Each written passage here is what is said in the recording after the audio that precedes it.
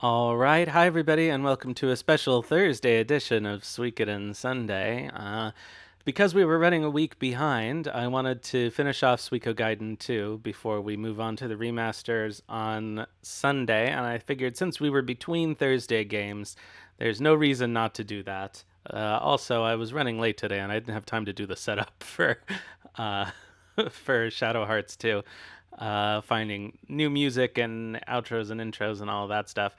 Anyway, so we're going to finish off Suikogaiden 2. I will say that I have spent like 11 hours today playing the Suiko 1 remaster because I downloaded it at 3 o'clock last night when it released, and then I thought, even though I have a lot of other things I need to do, uh, may as well see what it looks like. And then, of course, 11 hours later, I'm about to attack Milich's domain.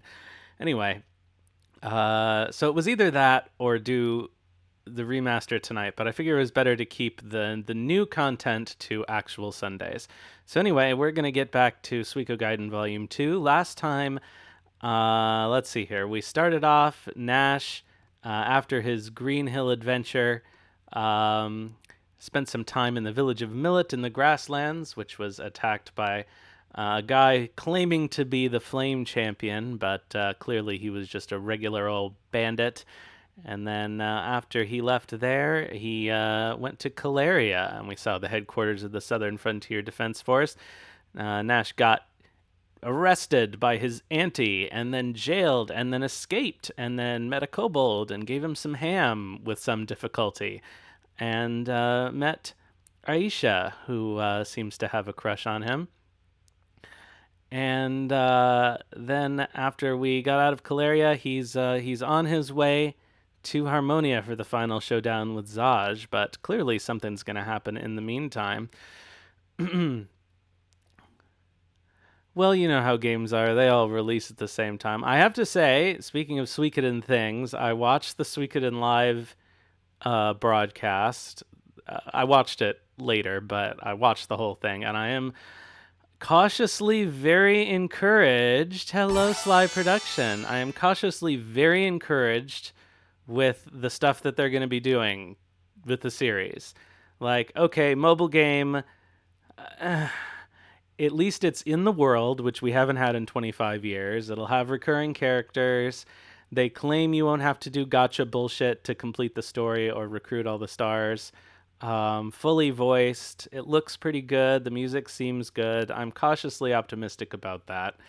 Um, Somewhat excited about the Suikoden 2 anime, but you know, even great games sometimes don't make great animes, like Persona. So we'll see how that turns out. But I have to say, I am very seriously considering going to Japan to watch the Suikoden stage play in December, because I think that would be fun.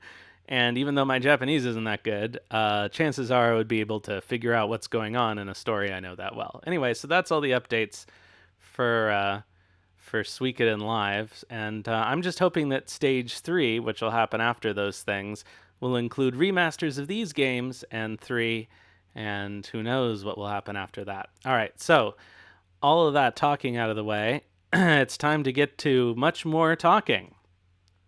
So this will be a semi-short stream. Well, the last half of these games tends to be a little longer, but we'll get through and finish this off. Of course, the buttons are reversed. Oh, the one thing that pissed me off about the remaster, and there really aren't very many things that I dislike about it. For the most part, I preferred the old character portraits, but some of the new ones I like better. But you can't do the traditional Suikoden controller layout. There's no option. There's 3 different controller layout options, and none of them are the traditional Suikoden layout options. And because of the fact that you can dash now all the time, there's no way to do it, I don't think, even remapping the buttons because certain things are linked. Anyway, I didn't like that. I thought if you're going to give us 3 different controller layout options, at least give us one that's like the traditional one for the series. But they did maintain the one-handed controls, and they put them in one, and they've been very, very, very conservative with the new script. things that were clearly wrong before are fixed. Most other stuff they don't seem to have touched, except for occasional lines that got shortened and stuff like that. So the conservative approach is probably the best one, considering what happened with Eowyn Chronicle. So cautiously optimistic about that too. Only one thing that I thought was weird was the astral predictions have become the astral predications. All right, so let's get a move on. And see if Nash can meet this wild dragon. We're doing a popularity run, so I actually don't know what happens with the dragon when you do that. I guess we'll find out.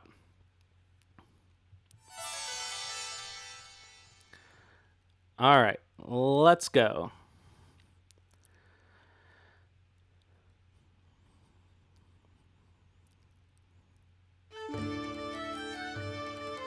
Because of all that trouble in Caleria, I've become a wanted man and forced to avoid the main roads and watch out for anything that might be related to Crystal Valley. It's lucky I haven't run into any pursuers on the road, but in about a week I'll have to cross a mountain trail. Worse than that, I ran out of food a few days ago. Damn. So hungry. The road's gradually getting wider. That implies this area gets a lot of traffic, meaning there must be a village nearby. Any time now, any village at... Huh? Just now? Was it just my imagination, or did I sense someone nearby? Definitely my imagination. So this is the B path, which is hilarious, and we did last year, and I highly recommend if you haven't seen it, either play through it or watch the YouTube archive from last year. You get a lot of lore. You hang out with Vicky and friends, Millie. It's great. Nah, it's just my imagination. Anyway, moving ahead is my first priority. Right now, I'm pretty much the poster boy for those sorry people who get dragged into every problem. It's making me jumpy is all.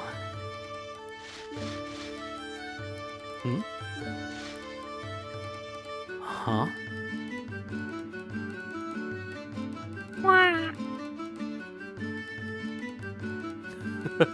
What's this guy supposed to be? Quoi?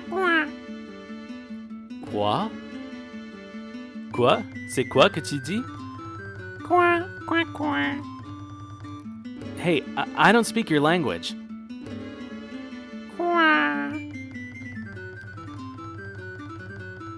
What the heck is this creature? He's too big to be a lizard, too friendly to be some sort of monster. Blue-eyed white dragon. Yeah. Is it okay if I do this?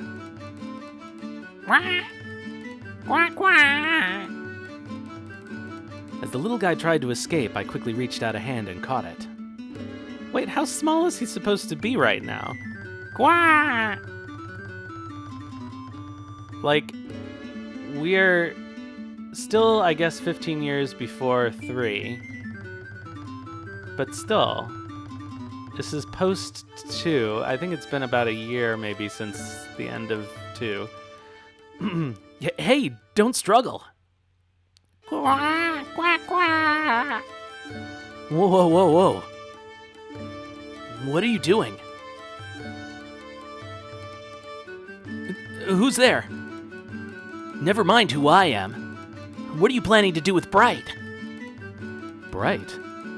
You mean this guy? That's right.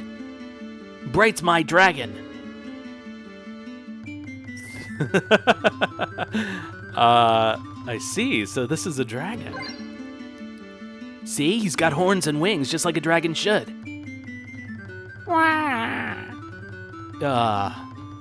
No, I get it. My bad. But what are you doing with a dragon? Are you a Dragon Knight from the Dragon Knight's domain? Well, not right now, but... Oh. Huh? Don't tell me. Did you catch Bright in order to eat him?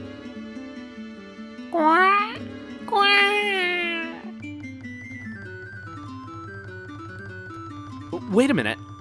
It's a bit much to think there's any way I'd eat a dragon, don't you think? I mean, I didn't know it was a dragon, but whatever. For one thing, I had no idea whether it'd taste good or not. I like this look on Futch's face. Hey, what's with that look?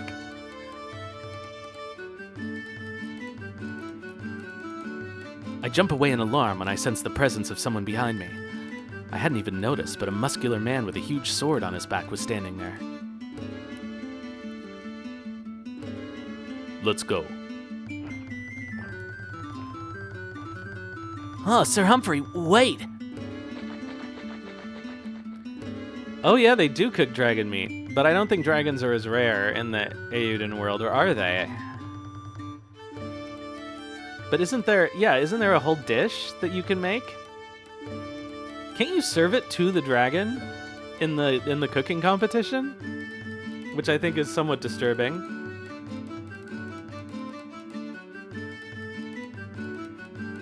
Does she like it?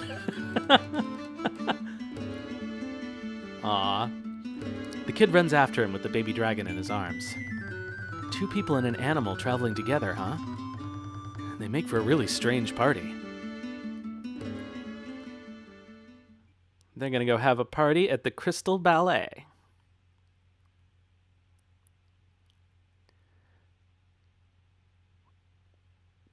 I guess that will be fixed in the remaster. I really hope they give official releases of these games. Eventually I reached the village of Marad, and as I hadn't eaten anything in a really long time, I immediately rushed to the restaurant. Sir, if you keep scarfing your food down like that, you're gonna get a bellyache. No need to worry. I may not look like it, but I'm pretty confident in my eating ability. That's a weird thing to be confident about. I've gotta go now. The girl scurried off. She seemed happy about something. Oh, whatever. My meal's what's important right now. The rude man from earlier. Oh, I guess that's Humphrey saying that. I choked at the sudden voice, starting a violent coughing fit. Turning around, it turned out the big man I'd met on the road was standing nearby. To see him not once, but twice. You're...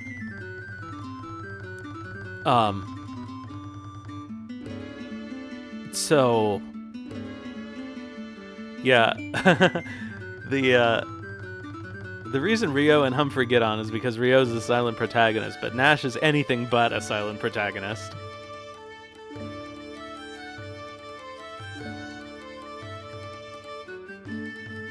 I'm called Humphrey. I'm Nash. So... Hey! Was that Ed? To be unable to sense his movements when he's got a physique like that, he's got to be a veteran warrior, or how should I say it? He's a real elusive guy. Finally, someone who can speak. Hey, can I ask you something? Yes? Don't tell me you'd like to make another order. No, I don't want to stuff myself. This should be enough. I was wondering, is there a trading post here? Yeah, Humphrey's used to skulking around at rest stops. That's why nobody notices him. Hi, Skylar. Are you a trader, mister? If I'm gonna have enough cash on hand to fill my stomach, I gotta make some money, you know? Oh, in that case, go straight down the road and you'll see the sign. You can't miss it. Thanks. By the way, I'd like to ask another question. Yes? Okay, we need popularity points, so we have to ask her to make you a sandwich. I thought he said he wasn't hungry anymore.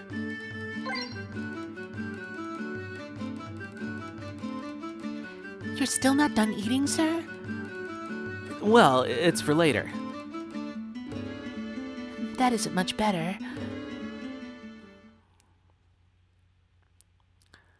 Enjoying your break? Oh yeah, I guess I didn't see any stream notification for you today. Either way, this seems like a really peaceful village. It's pretty surprising considering how close it is to Crystal Valley. So this is a geographically curious bit. Oh, I guess we're in Harmonia because we've already gone through Caleria. So this is a Harmonian village. Huh? Oh, a couple weeks. Wow. That's... You don't have to be in such a rush, Bright.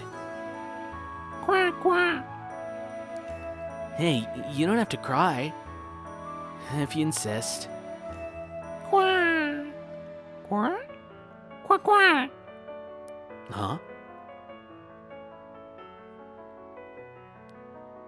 Hey, you guys. Sorry about earlier. I'm Futch. I'd like to apologize too. That time I was really... I'm Nash. You thought I was gonna run off with the little guy, didn't you? Yeah, I looked away for just a moment and suddenly he was gone. And when I was searching frantically for him, I heard him crying out. Sorry. Quack, quack. Huh? Oh, you want this? It looks like the little dragon's gaze is stuck on the sandwich I'm holding, as if he's become transfixed by it. Oh, well, that's okay. As long as we're feeding Bright. Quack, quack. Hey, Bright. Easy there, easy. Hey, if you eat too much, you'll get too big. I don't think that's really a problem for dragons, is it? Quack. If he gets much larger right now, it'll be really troublesome. Huh? Why's that? Well, we're heading for the temple in Crystal Valley. Once there, if he gets too big, he'll attract a lot of attention. The temple? What do you want with the one temple? It's to figure out whether or not Bright's really a dragon. I used to live in the Dragon Knight's domain. I was an apprentice. But my dragon, Black, I lost him. So according to Dragon Knight law, I had to leave the Dragon's Den. Building size? Oh yeah, he is very big in the manga. That is such a good adaptation. Oh, speaking of things that they announced in the Suikoden Live, the mangaka of the Suikoden 3 manga is doing a Suikoden Starleap manga adaptation. So, I guess that's good. In order to become a Dragon Knight again, I need to find and connect with a new dragon. You can actually find dragons living around here? That's a really unappealing thought. No, dragons aren't usually born outside the Dragon's Den. So it's not really likely that I'll be able to go back to being a Dragon Knight. But still, Huh? there is a legend in the Dragon's Den about how dragons were originally not from this world. It's said they came here from the world of wings and scales. Another world? Is that really true? Yeah. And also, on very rare occasions, a female dragon might come to this world from that one in order to lay her eggs. Then the knights raise those eggs, huh? Yeah, if the eggs are laid in the Dragon's Den. But sometimes those eggs might be laid somewhere else. And then... In that kind of situation... Wait, are you talking about Bright? well, maybe. I don't know. In order to find out, I have to go to the temple. So this tiny little thing is a mythical dragon, huh? I'm sorry, but we won't be sure about that until we go to the temple. Huh?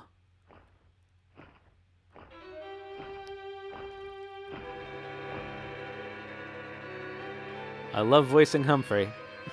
Sir Humphrey, what's wrong? Futch, here's your bag. We're going to the next village. Is something wrong? Hello, Sadie. Did I...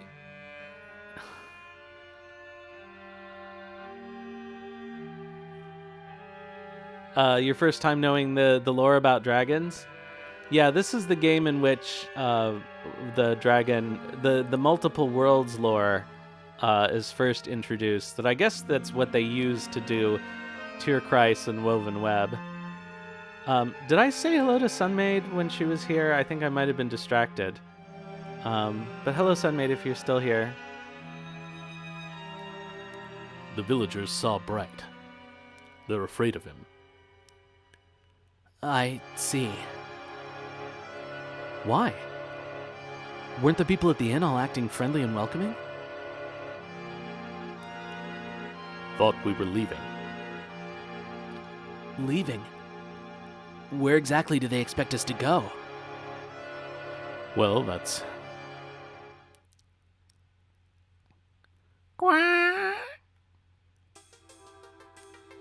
Suddenly, Bright looked up at the sky and started crying loudly. We all looked up too, but the sky was completely clear. Bright?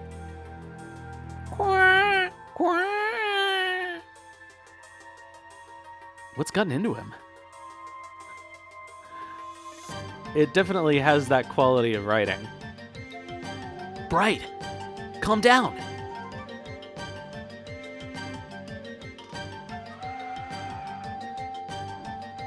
Uh-oh.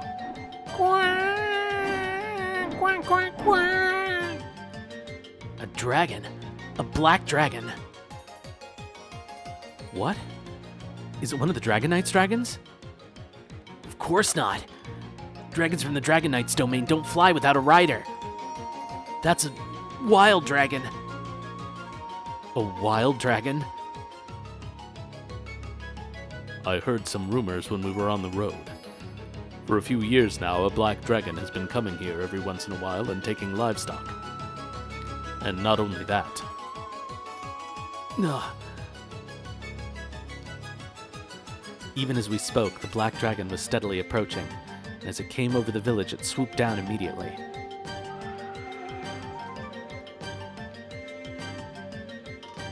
No helping it. Are you going back to the village? Please wait.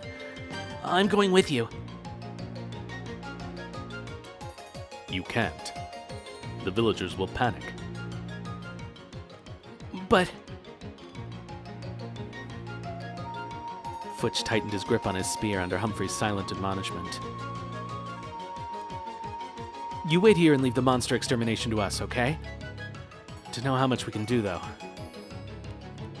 You're wrong. Huh? Dragons aren't monsters. Futch. Sorry. But if it's attacking the village, there's little difference between it and a monster.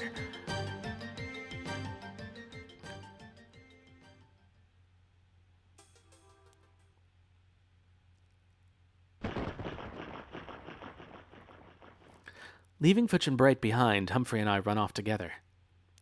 Screams were already rising up from the people in the village, and we could hear the dragon's answering roar.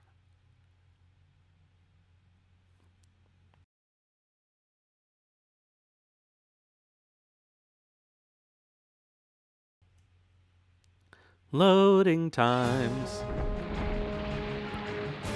The black dragon had already landed in the village and proceeded to destroy the inn's barn. Most of the villagers have already fled, but a few youngsters looking like vigilantes are holding weapons. This is a youngster? No, this is the innkeeper. Damn it!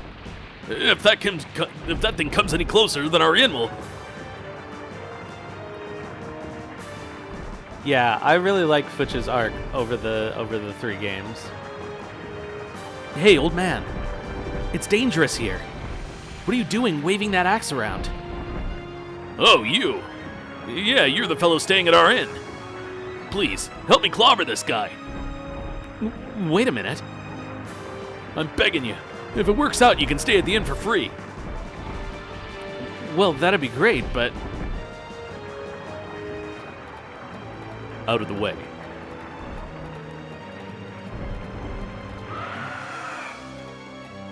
Humphrey unsheathed his sword and broke into a run. I guess it can't be helped. I'll lend a hand. Shogunai. I'm not sure how much we can do. The barn is already lost, but the stuff I left in the inn is going to get crushed. It's no match for that thing. You're not getting away! You damn dragon! With that shout, the innkeeper ran straight at the dragon. This is ridiculous. The black dragon's roar distorts the air around it. It bends its neck far back, taking in a deep breath. Is it going to breathe fire? We never see any of the dragons. I guess we do see the Dragon's Knight's dragons breathing fire because they do the aerial attack. The black dragon let out a scream of pain. Without my noticing, Humphrey had circled behind it, slicing at it with his large sword. Looks like we prevented it breathing fire for the time being. I called out to the vigilantes. Hey, you! Aside from those with bows and spears, all of you go hide somewhere. You too, old man. You're just getting in the way. Got it. I'm leaving this place to you guys. The innkeeper and the men carrying clubs, short swords, and other things retreated. Archers, cover us! It's okay to be intimidated. Just make sure not to hit us. Understood. Those with spears, take this chance to start stabbing at its back. Watch out for its tail. For now, I'll be borrowing this. Nash definitely seems to prefer spears in this and the Green Hill situation. I guess they are like easier for normies to wield. Understood. I grabbed a spear from one of the youths and ran towards the black dragon. Hey Nash, what about the cursed swords on your back?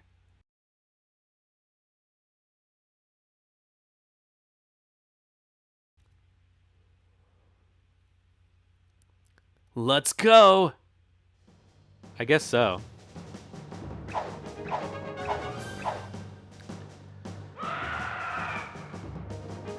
Humphrey, the vigilante youths, and I each take our places surrounding the black dragon for an all-out offensive strike. The black dragon's body is harder than I'd expected. Looks like it's been covered in scales from head to tail since before it was even born. Not even Humphrey, with his sword 3 times the size of a normal weapon, can do more than barely scratch it after attacking it at length.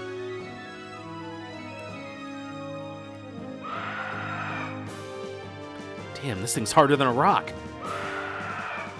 Harder than a rock. The black dragon suddenly twists its body, swinging its tail at the youths behind it. Ah! Damn it! The youth collapsed onto the ground. With him immobilized, the black dragon began to turn around. Humphrey attempted to keep slashing at it from behind, but the violently thrashing tail kept him from approaching.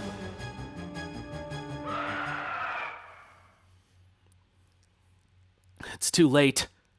Just as the thought came up, a solitary female figure appeared in front of the fallen youth. No hard feelings, but if you keep going like this, your raging's gonna destroy the inn, and that'd be a lot of trouble for my employer. Who's that?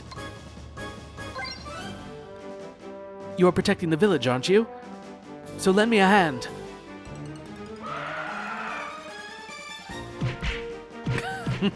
Rah! Her fists cover the black dragon's body in a succession of strikes. Confused by the attack, it quickly finds itself at her mercy. How do you like that? Secret technique, Angry Dragon.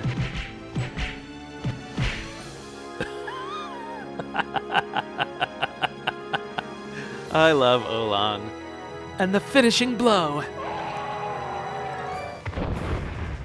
We love a giant woman. Come on, are you done already?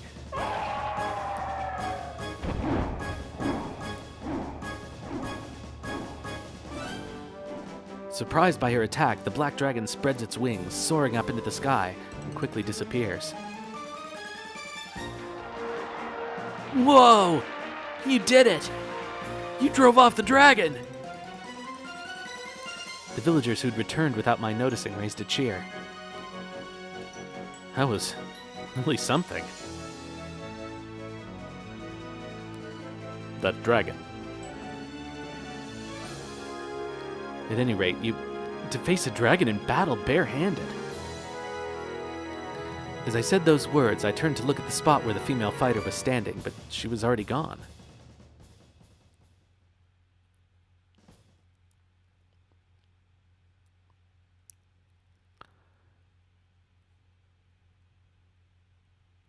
Who else can knock out a dragon with a single uppercut?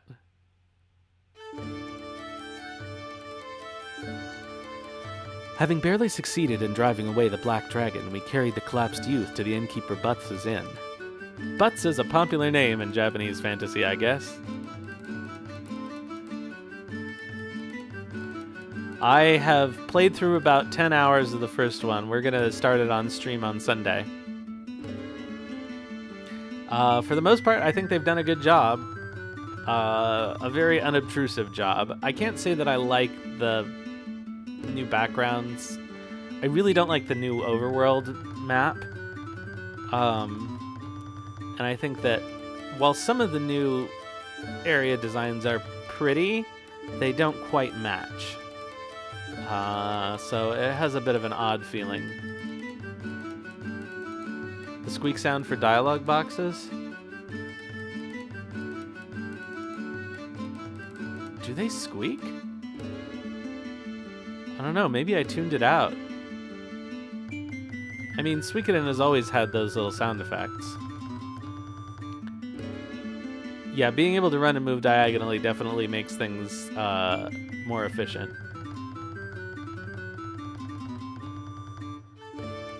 I don't think I've even noticed that. But I take your word for it. I just must have been able to tune it out. Well, come by again. Seeing how you drove off that dragon, you guys are really something.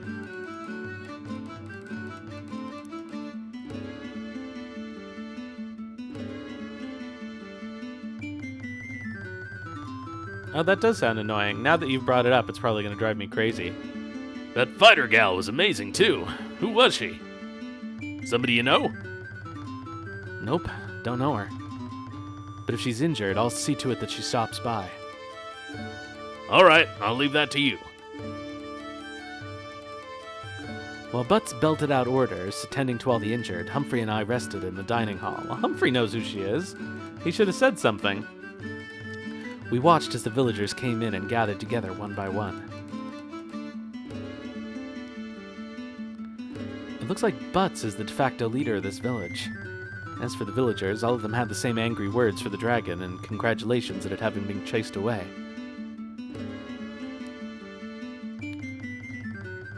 Oh, who was this? I don't remember.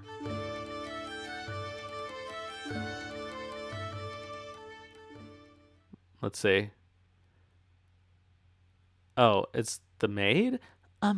Is there a swordsman named Sir Humphrey here? Hmm? Yeah! Dragon, dragon! Somebody help! Oh, it was Futch. Everyone stared fixedly on the young boy standing in the entrance. Or to be more precise, the white dragon with which a shy kid was hugging to his chest. Why did you come here? I'm sorry. I was worried, so... The villagers are looking pretty bloodthirsty. Not surprising. A dragon, their enemy, has appeared in front of their eyes, being carried in the arms of a boy. What the hell? Is that a real dragon? You don't have to worry about Bright. He won't attack. How are we supposed to trust that? Hey guys, it looks like it's just a baby. So right now... Yeah, revenge! Revenge? Hello, Night Willow Fox and Raiders, welcome. More people who beat the final dungeon than Luca Blights? That doesn't make sense. That is possible that they're achievement hackers. There were people who were... I mean, it was only people who had it pre-release who could do it. The other thing I suppose you could do for an achievement hack is you could get a save game from somebody to play the end of the game without having played the middle of the game or something. All right, Night Willow Fox. Let me give you a shout out while we're here. But enjoy your pain meds.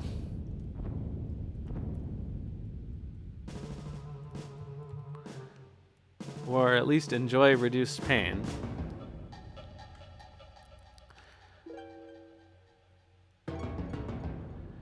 Alright, here we go. Revenge? Yeah, that's right. There were rumors of a dragon nest up in the hills behind the village, so some guys went to exterminate them, but nobody came back. Exterminate them? How could you do such a thing? Huh? Seriously, do you know what you're saying? That's... Well, who's this? Somebody! Oh, God. Jonah! Jonah is... Okay, so I know a lot of people have in the past mistaken Sheena for a woman, but I have to say, the way they draw him here with his pecs and this shirt, I mean, it definitely looks like he has boobs. What are you talking about? What's happened to Jonah? Jonah's... She just disappeared. What? Hey, tell me everything. Damn it. I invited her out this afternoon for a walk at the East Mountain. And when we were climbing the mountain... Hey, what do you mean you took her to the East Mountain? That's where the dragon lives. What were you thinking going there? We heard a roaring sound from inside the cave, and then all around us these glowing balls of light appeared. They all gathered around Jonah, and she disappeared in a flash. Ugh! Who is this? Geez, are you just gonna Sit around thinking about it? Who's that? Oh, it's Oulan. Sheena, your irresponsibility in taking care of that girl is really too much. But grown men having an orderly meeting, thinking instead of doing anything, coming together just for idle complaints? My boss may be an annoyance, but he doesn't take things lying down. Most of all, the mischief maker isn't that white dragon, but rather the black dragon on the mountain, isn't it? That was a terrible line read. I apologize. Everyone's completely silent. The villagers seem to have lost the capacity to speak. You're from earlier. So, if it's troubling you, then I, Oulan, will take over the dragon extermination, alright? With the boss's permission, this will be a payment-free contract. They think that it's one of those like girl crazy lesbian characters from the 90s that did exist in anime. Really? But are you really going alone? Don't worry about that. Hey, Humphrey. You're definitely going, aren't you? Yes. And then... Oulan, coming closer, approaches the young man who's sunk down to the floor. Sheena, I know what you're thinking, but you're coming too. What? Me too? It's only natural that you should rescue the lady of the inn. What, aren't you going after all? Okay. Damn. I thought I was supposed to be your boss. Now it's more like you're using me. Is that so? Such a shame that you lost your wallet then, isn't it? Ugh, right. And then, the blonde guy over there, you're really good at issuing orders on the fly. You going? Me? I guess so. Before I can say anything, Oulan has her arm around my neck. Hey, you're a pretty handsome guy. Do this backwater village a favor and go exterminate a dragon. You'll go down in the songbooks or something. Oh, well. It'll be fine. You'll get a full share of the reward. Besides, aren't you short on travel money? How? What? I just saw a guy complaining about prices at the trading post is all. Seriously, things like crystal balls aren't going to sell in a place like this. Oulan finally lets go of my head. Talk's over. If it's just this many people, I guess I'll manage somehow. Even with this many people is, I think, what they meant. In the end, I somehow became part of the dragon extermination group. Well, at least it looks like I'll have company for a while longer.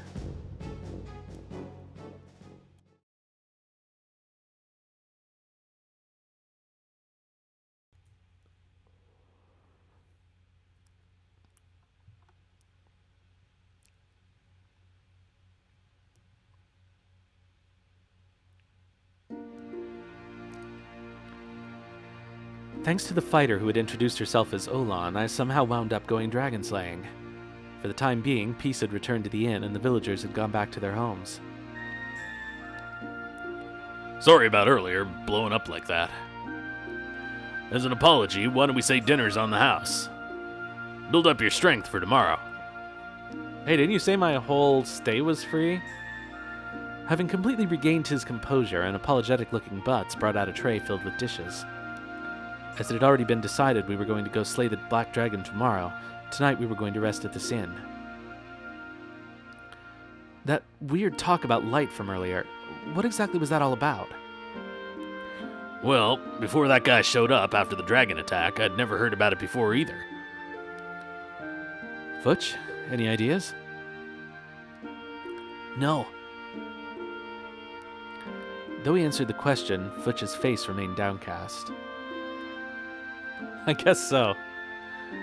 Well, I guess he's not very eager about hunting down that black dragon. I've never heard of a dragon with that kind of special power before. That's more than just a little ominous. Our opponent's a dragon. No such thing as an easy win with one of those, right? I don't really have any clue either. When Jonah disappeared, I ran back here as fast as I could. And you remember the path you took, right? If you say you can't recall when we leave tomorrow, you'll be sorry. Yeah, it'll be fine. That's almost like bullying. I think Sheena likes it, honestly. Sheena likes to get stepped on by large women.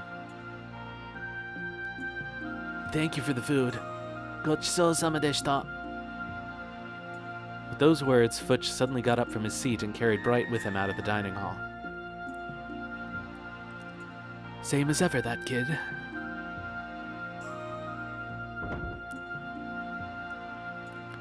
Having apparently thought of something, Humphrey wordlessly got up from his seat and made his way upstairs.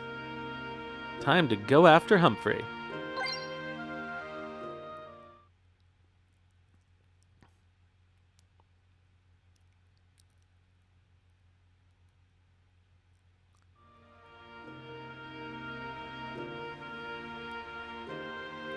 Oh, Humphrey in PJs. That's kind of funny. Futch was sitting by the open window with Bright on his lap, looking at the moon. The night air blowing in through the window makes his hair sway. It catches Bright's attention as well, and he lifts his head to sniff at it. That wild dragon. It was probably an innocent baby like Bright once, too. Yeah. Having said that, the two lapse into silence for a little while. Futch is probably thinking about that dragon. As for Humphrey, he's definitely worrying about Futch. How could I walk in on a scene like that? Just as I was about to turn around and go back inside, Humphrey opened his mouth again. Futch, what do you think about the villagers? What do I think? They hate dragons so much, it makes me angry. It's not just that. Their anger, in truth, that is the voice of their sorrow. The dragon is just being a dragon, and they hate it for that. But even so, for me to kill a dragon, I can't do it. Of course, the wild dragon is pitiful. But the villagers, they also. I know, but what right do we have to judge that dragon? It must have been very hard for it living alone like that. That's why, for us to snatch away its life like that, who says we have that right? Dragons are all the same. I think that way too. But I don't mean it the same way the villagers do. Even a dragon has the right to live, doesn't it? For the Dragon Knight's dragon's sakes, and for Bright's sake. That's why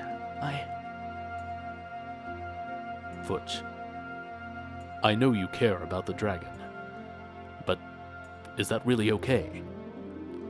What do you think will happen if we leave this rampaging dragon be?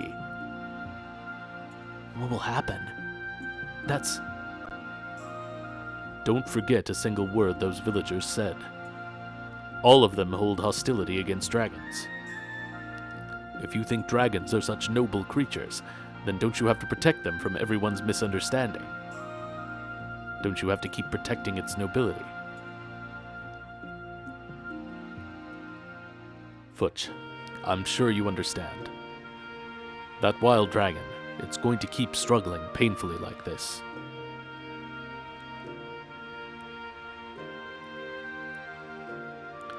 As Futch drooped his head, Humphrey lightly placed a hand on his shoulder.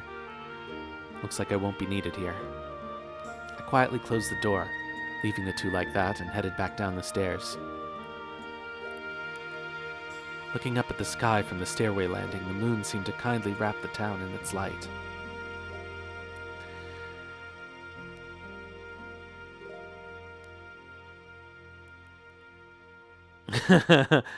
I'm just reading that now, Tenkai, about Kyle and Byakuren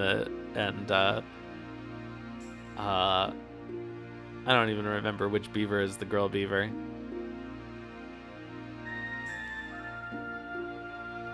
No. But yeah, more listening crystals in the world would definitely make all of this much easier. Silence returned to the inn.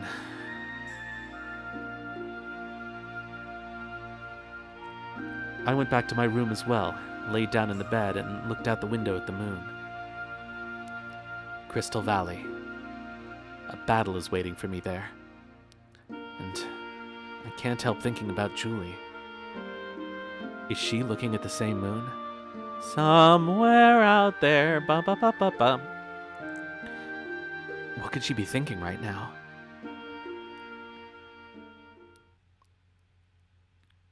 I haven't seen an American Tail in years. So, Brother made it out of Caleria safely. Yes, he should be getting close to Crystal Valley by now. I'm glad that he made it out safely. But it's imperative for us to bring that guy back, to get the truth of what happened that night. That night. I'm sorry. I didn't mean to make you remember it. No, it's all right. So then, Brother will... again... Yeah, he's always been like that. He'll do it all by himself. But just this once, he's really serious about this. Brother's serious about this. And this is... Julie, if it's not the truth, then I have no idea why Nash would say such a thing. He said that... Now that is a story I'll tell you myself.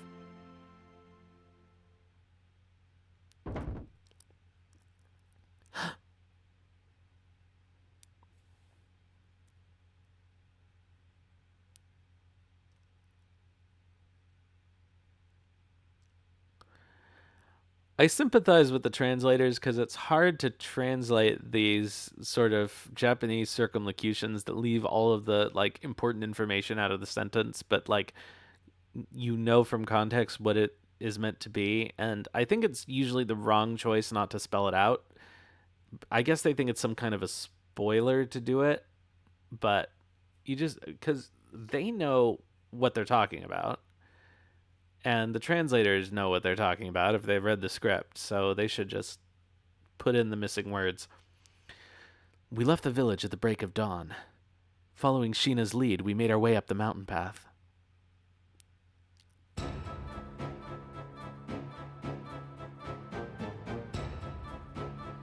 Everyone walked in silence, not exchanging a single word of conversation. Even Sheena remained silent as he led his horse ahead. We're about to fight a dragon, so everyone's bound to be nervous. Nash. Huh? Sorry for getting you involved in all this. Well, it doesn't seem to matter which one I pick, and I think this is more Nash-like. Well, it's Oulan who got me involved with this. Huh? What are you talking about?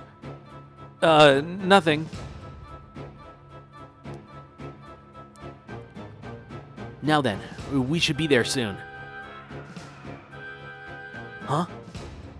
Seems close. Guess we'd better hurry then. If he flies off to the village, this will have been a pointless trip.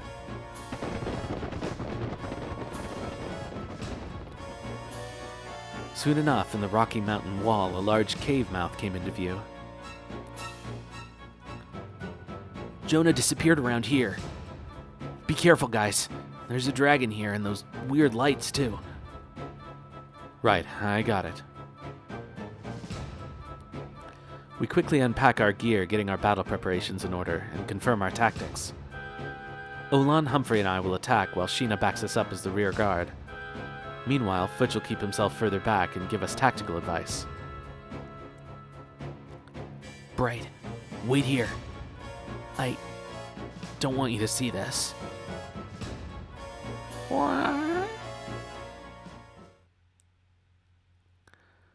What happened afterwards, I couldn't have guessed. Bright descended from Futch's arm with a lonely chirp, went over to the tree roots growing by the entrance, and crouched there alone. While Futch turned to look back at Bright as he walked, we advanced into the dragon's cave.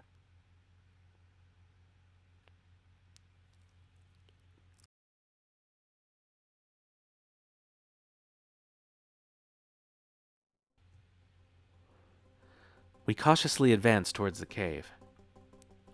Inside, there's some sort of faintly glowing moss, enough that we no longer had any need for torches. Nonetheless, we all began to feel a growing sense of unease as we moved on. A small cave like this really isn't suitable for fighting in.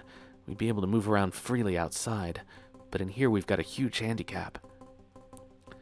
According to Sheena, it should widen a bit once we're further in, so that's probably where the black dragon's lying in wait. No, wait, let me rephrase that. With every step we take, signs of his presence and the sound of his growls get more and more obvious. The black dragon is close. We exchange glances, catching our breaths. What? Shit! It knew we were coming. The black dragon suddenly rushed out, opening its jaws wide to breathe fire on us. Run! Everyone dispersed immediately, dodging the fireball. Right away, Humphrey and Oulan, exchanging a glance, moved to surround the dragon. Futch! Look at the dragon. Are you getting any ideas? It looks like it's still young. 2, maybe 3 years old. And? I think around that age, its scales will have hardened, so it's protected from practically all physical attacks. Well, yeah, we figured that out yesterday. Whoa! Suddenly, the dragon swung its tail in my direction. I jumped out of the way, missing it by a hair's breadth, the tail just grazing my arm. Having seen me flinch, the dragon came rushing towards me.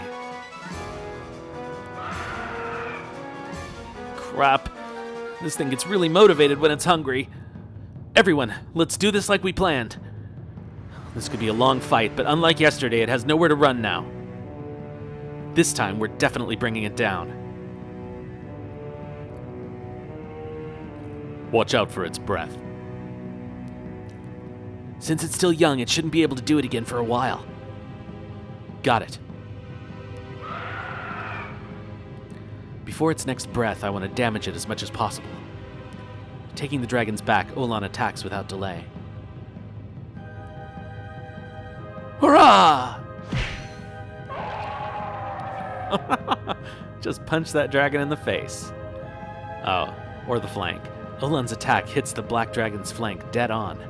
No matter how much of its body is covered with hard scales, there must still be a weak spot. Oulan is hitting it with precise blows. As the black dragon turns to fend off Oulan's continuous attack, Humphrey raises up his greatsword.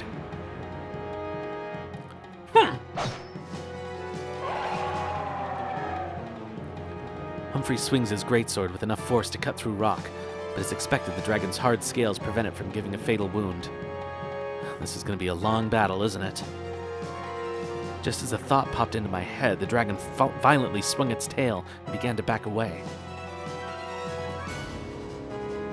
Let's get us back to the wall. Didn't you learn anything from yesterday? It's dangerous. Don't try that move again.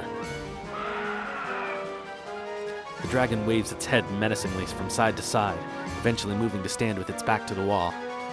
With us in front of it, it bends its neck and takes a deep breath. Oh, you can't be serious.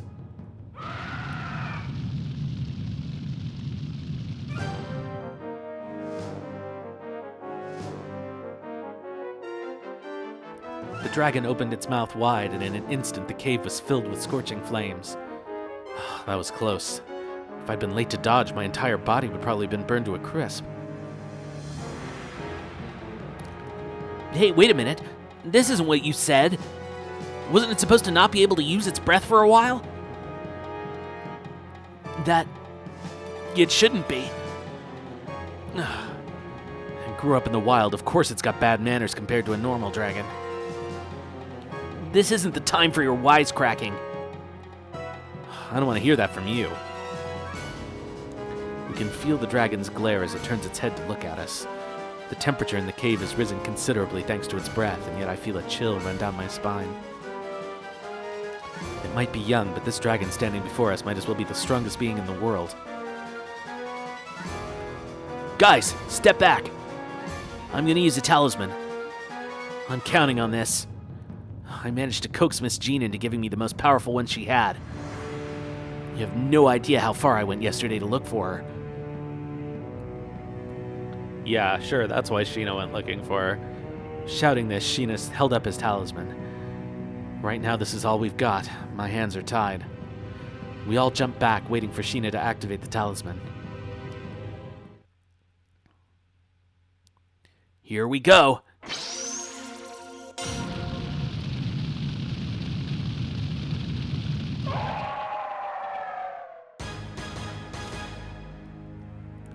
This is our chance.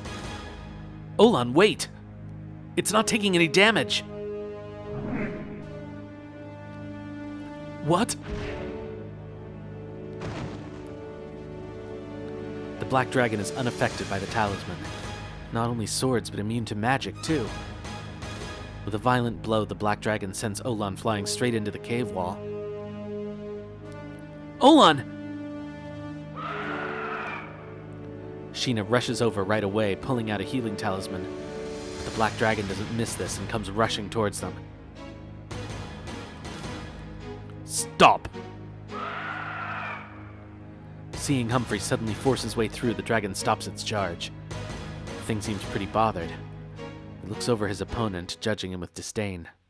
But if the black dragon keeps holding its ground, right now's a good opportunity. Close your eyes!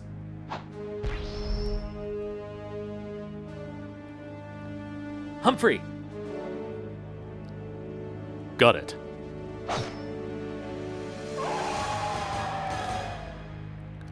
All right. Here goes nothing. It's doing something. What?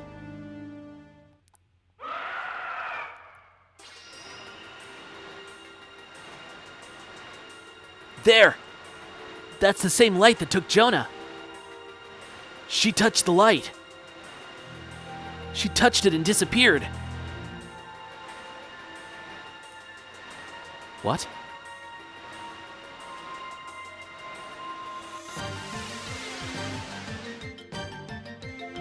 One of those balls of light touched Humphrey, who was standing before the dragon with his sword raised, and just like Sheena said, he disappeared like smoke. Sir Humphrey! Fudge! Say something! What the hell are these lights? Such power. I don't... Sheena! Get away from there, fast! In the panic following Humphrey's disappearance, the remaining balls of light had all begun to move towards Sheena and Oulan, as if they had a will of their own. I can't! Oulan still can't move. Shit. Hold on, I'm coming! However, the lights wrap around them just before I get there, and they vanish without a trace. It must take incredible power to create those balls of light.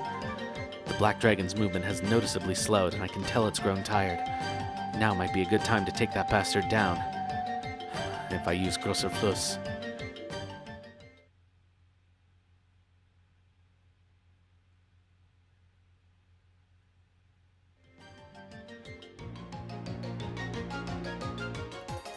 No, it would be easy to use Grosser Fluss. But then, I'd also... Sir Nash, What? to defeat that dragon, please help me. Fudge. He's in pain, but I can't help him. So, Are you sure? yes. If I don't do it. If I don't, then Humphrey and everyone. But with just the two of us? It's something only Dragon Knights know, which we're forbidden to teach to outsiders, where the vital areas of a dragon are. Because there's no other way. Okay. I'll draw the bastard's attention and you grab that chance. All right? I understand. Huh. Let's do this.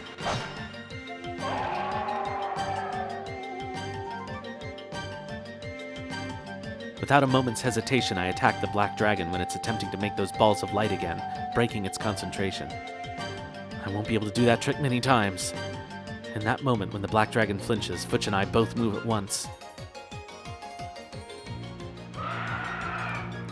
As I divert its attention and Futch stabs its spear at its back, the dragon counters furiously. Somehow staving it off, Futch's determined aim easily hits its mark. Then, I shoot a wire at the dragon's right foot, turning it around, and then go around its left side, entangling both feet in the wire.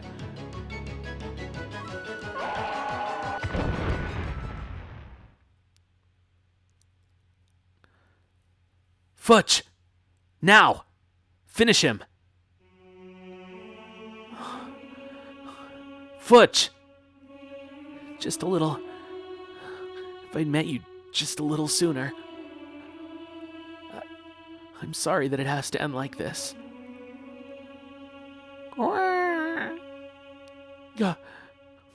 Bright! What are you doing here? Bright, who was supposed to be waiting at the cave entrance, had come in without us noticing. But Bright doesn't respond to Futch's words. He stares fixedly at the black dragon, letting out a quiet chirp.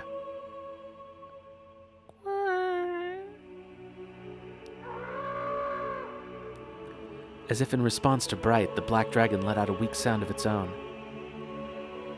The two creatures' voices gradually grew louder. Before we knew it, the entire cave was echoing. And then... This is bad. It's that light again. Sir Nash! Please, wait! Futch holds me back from trying to rush at the black dragon.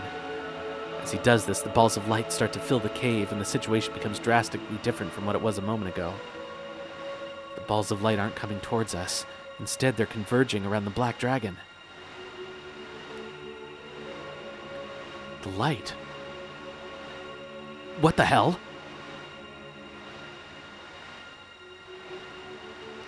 A mysterious sight floats inside the huge collective ball of light. Blue sky, green earth, oddly shaped mountains. They exude a magical atmosphere, unlike anything I'd ever seen before.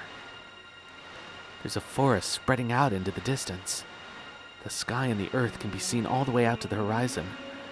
And in that place are the happy shapes of playful dragons. This is...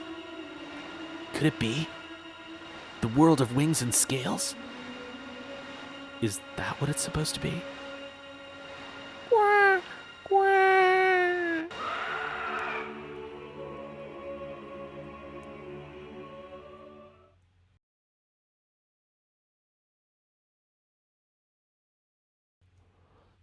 The black dragon's form started to disappear into that place. Suddenly, the lights burst and the figure vanished. In its place, Humphrey, Oulan, Sheena, and the other missing people reappeared.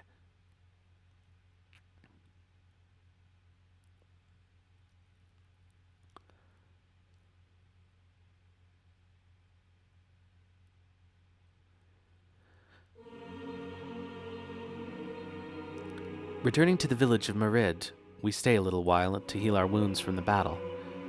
The missing people, Jonah included, have all come back for the most part.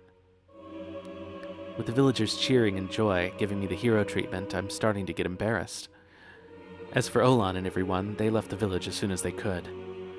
I never got a chance to see them off, but for some reason, someone else has decided to keep me company. Having prepared my travel outfit, I find Futch, Humphrey, and Bright standing at the village entrance to see me off. Really, I can't thank you enough. The way things were going, I'm not sure if we'd ever been able to leave. As soon as we returned to the village, Sheena had turned the conversation to Futch and Bright's involvement in the dispatching of the rampaging dragon. Thanks to that, Futch and Bright were not only allowed into the village, but also gained a lot of popularity. Well, it's nice to take things slowly every once in a while. Still, there's one thing that bothers me. What is it? About how the wild dragon... The world we saw there. If it's the dragon's homeworld, as you said, then it probably returned there with Bright's power. It should be enjoying things with its kin right about now. It's just... That wild dragon, if it wanted to go back to its own world, it could have summoned those lights, right? So maybe the dragon was here because it wasn't happy back in its own world. But Bright and the dragons at the Dragon Knight's cave... I don't know why dragons Humphrey. I don't know why dragons manifest in this world, or why they keep living on living here. But if you weren't here, Bright would not be alive. I can't say it would be good for you to betray that trust. He needs you. Am I wrong?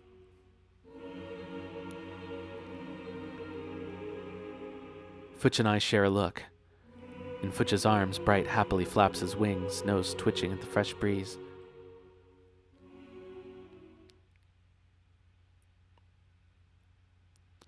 All right, we finished the chapter, and I was putting off the ad so that we could do the ad break during the chapter intermission. So I'm going to run the ad now and be back in about 3 minutes. So I will see you guys then.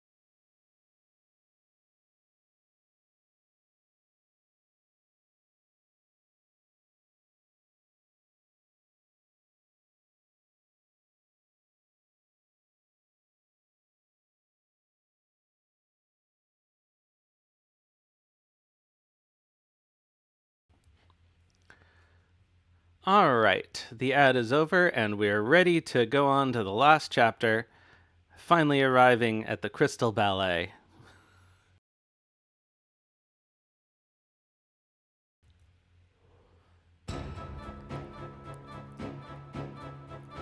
Something's wrong.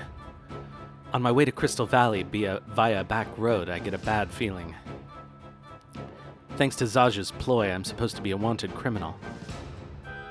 This feeling has been growing stronger since I left Merid. But 2 days later, when I finally enter Crystal Valley territory, I haven't seen a single human being, much less a Harmonian soldier, nor has the guild appeared. Zaj's parting words at Greenhill go through my mind. I very much look forward to the day that you return to Crystal Valley. Is this where his next game starts? Huh? That's... Lena! Nash, You seem to be in an awful hurry. Did something happen? I've been trying to avoid my surveillance. Is that right? We don't have time for this. Let's go to that forest over there and we'll talk. Surveillance, huh? I don't know whose order that was, but I can guess.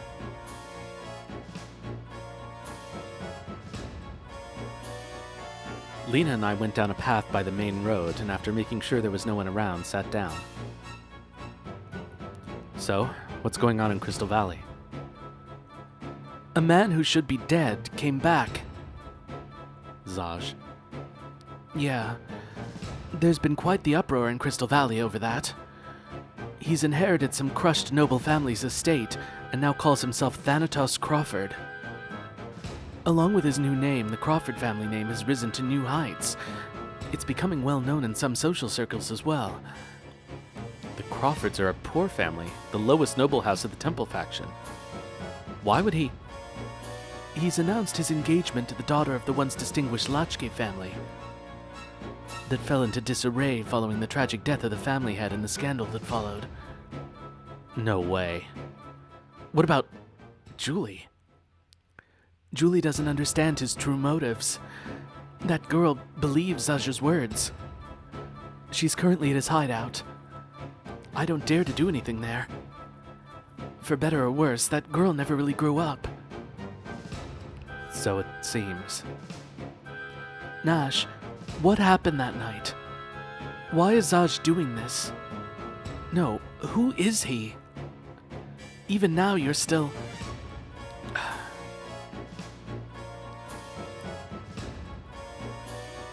The Crawford house is becoming a major player in the Temple faction. And now he's marrying the daughter of the patriarch of the Lachke house, who used to be a distinguished member of the People's faction. What is he trying to do? I know what Lena wants to say. The one and only leader of Holy Harmonia is the High Priest Hikusak. However, Hikusak hasn't been seen for decades now, and rumor has it that he's dead. Currently, the nobles are effectively in charge. And within the nobility, there are presently two factions. The People's faction, who want to balance the power between the people and the Temple, and the Temple faction that supports the absolute rule of High Priest Hikusak. But it doesn't really work like that. Those are just the empty slogans of the political power struggle. They're all simply in it to increase their own faction's power. But that doesn't necessarily mean that Zaj is trying to unify the two factions. Well, I'd say he's trying to take over the Lachke family. By his own hands. You may not believe this, Lena, but that was his goal from the very start. Just to get the power of the Lachke family. I slowly begin to tell Lena about that night. The things I never told anyone. The truth I'd tried to hide in darkness.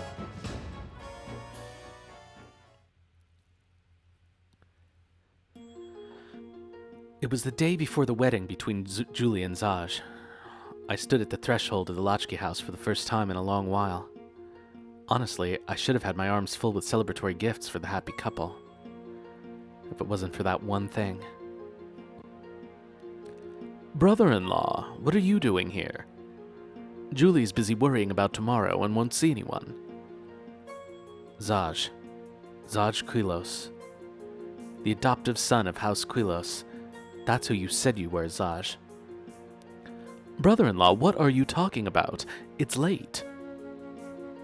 Well then, Zaj of the Black Moon, Squire-class gunner of the Howling Voice Guild, why don't you show me who you really are? Where did you... When my father died, I gave a tissue sample to my mentor, Sauro. It took quite some time to get the results. He'd been poisoned by a special poison that's known only to the Guild, a well-kept secret. No ordinary doctor could have detected it. On my father's orders, I was sent for training with the Guild, and even I didn't know about it, Zaj. You could say I found out by accident. Well, I suppose this may have been unavoidable. Zaj, you. It's too bad. Everything was going so smoothly. Just a little more, and I would have taken over the Latchkey House, the core of the People's faction. I saw Zaj slip a small gun into his palm. And then, Julie opened the door on the other side and came into the room.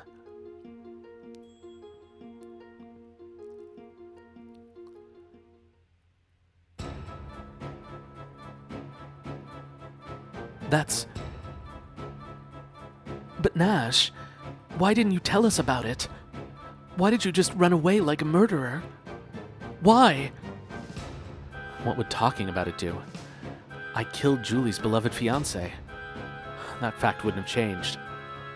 But if the man you loved was only using you and didn't even think twice about doing it, how could I tell Julie that?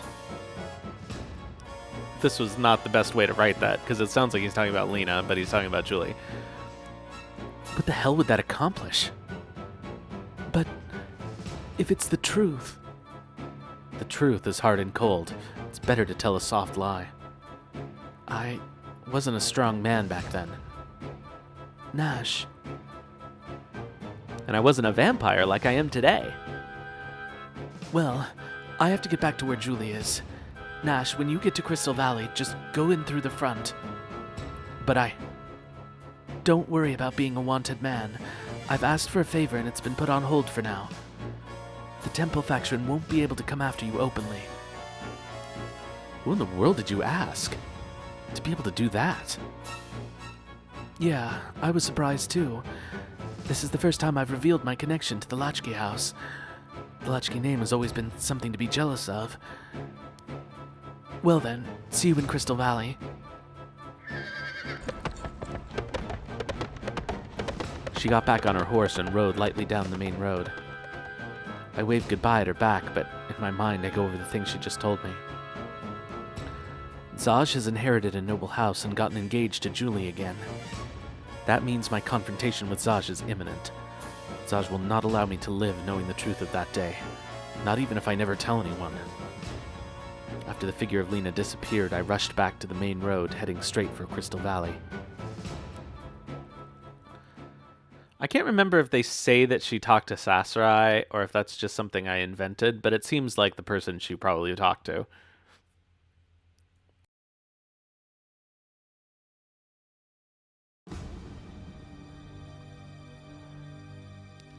The day after I met Lena, I stood at the edge of the plains overlooking Crystal Valley.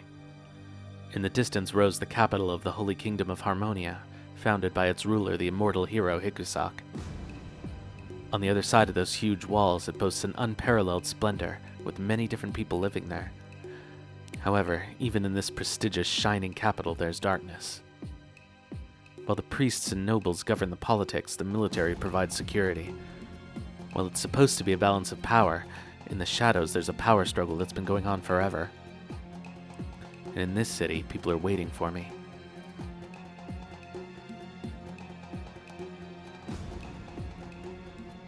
Is this Zaj? Oh, no, it's this girl. Hey, big brother. A girl was standing beside me. When did she get this close? Putting myself on guard, I smile at the girl.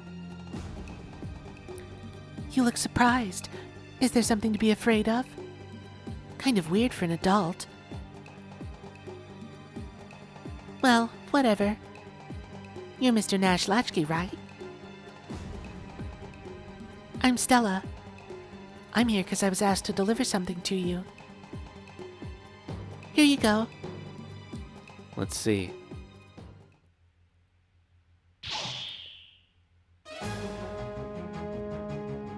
As I tried to take the envelope she held out, a claw grazed me. The concealed weapon had come out of the girl's sleeve. That was a close one. As expected of Mr. Nash. Child, don't toy with me. Didn't you come here to give me that letter? If you want to see the letter, you'll have to take it by force. Who's it from? It's fine if you don't know. Surely it's more fun that way. I can guess who the sender is. But does this knee-high little girl seriously expect me to fight her? Cheeky. If you're not coming, should I just start? The girl shortens the distance between us. I immediately draw my dagger defensively. Take this. I feign a slash at her claw to attack her blind spot. Now, I aim a punch straight at her stomach. What? Too bad. I don't have a claw in just one hand.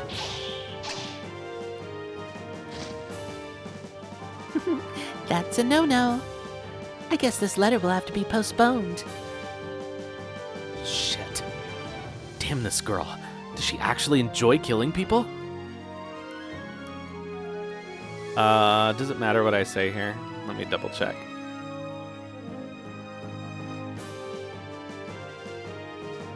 It does. Okay. Be a good little girl and give me the letter. No. We can't waste a fun game like this so easily. I don't have time to play around with kids. Don't worry, I'm not gonna kill you. Really, to hear you say that. How nice of you, Mr. Nash. But you don't have to hold back just because I'm a lady. After saying that, she ran into the plains. I followed her cautiously, concentrating my senses. Damn it. She's not bad, but this is frustrating. If she's a guild apprentice, I see the path to becoming a gunner opening in her future. Hey, where are you looking? A knife was stuck in the ground. She'd run away intentionally to stall for time. Are you trying to announce will you're aiming your next attack? You really need a good spanking, don't you?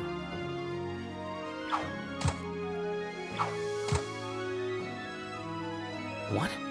A knife came flying from the direction of the bushes where the girl was hiding before I had a chance to move. Getting serious so soon? I will too then. I don't need to be serious to handle little kids. You shouldn't be so unreasonable. This isn't cute. Children like you should act cuter. You're horrible for calling me a child. But now that you've said it, I hope you have a good excuse for losing to a kid. Don't need it, kid. It's just about time for your bedtime. Huh?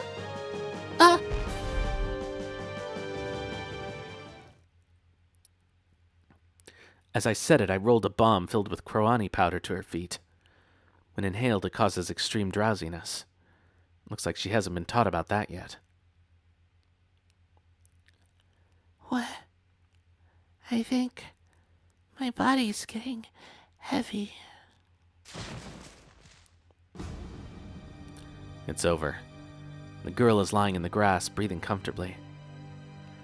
I took the sealed letter from her pocket and opened it. There's just one sentence. Wait at the Clateo Church tonight. Huh. The Clateo Church lies in the outskirts of Crystal Valley. It's currently in ruin. Oh, man. Oh well. Zaj's game has been to hide, but now he's coming out into the spotlight. Looking at the sky, the sun was already hanging low. I started running toward the setting sun and towards Crystal Valley. I'm pretty sure I didn't cause that line to skip. I think it must have been some kind of bug.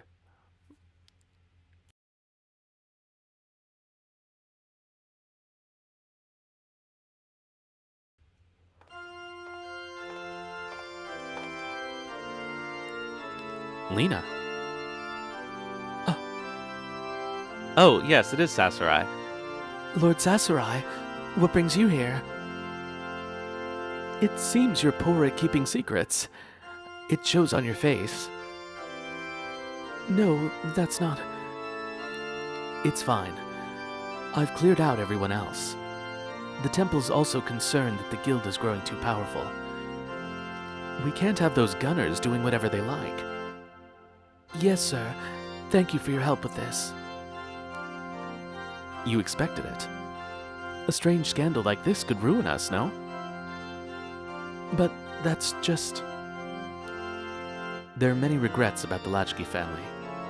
Some may even feel its atonement. Yes, sir. Thank you very much. Still, the timing is good. But I won't be able to do much more. That man, Zaj, has a lot more power within the guild than I expected.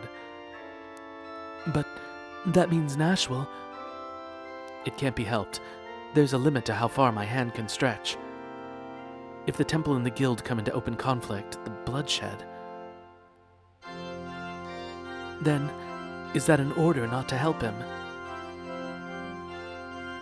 No. Consider it a warning from a gossipy superior. Thank you very much. Still, it can't be helped. Well, perhaps I can do a little more. But the favor will have a high cost, all right? Yes, I'm prepared for it.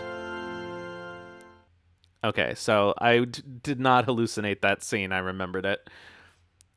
Nash, you'll have to repay this favor as well. Oh, so this is why he ends up in the grasslands.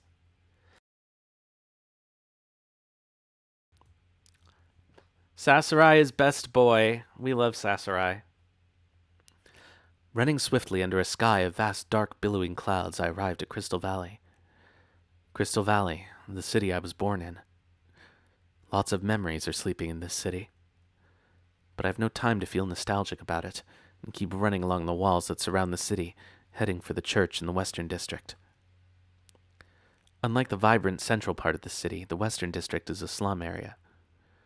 The Clateo Church lies in an abandoned area on the outskirts of it.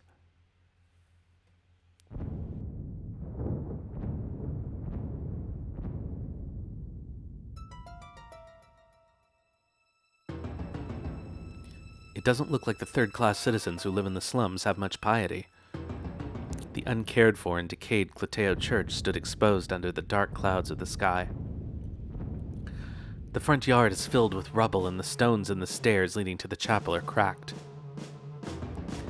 The way this church looks, it seems to imply man's declining power.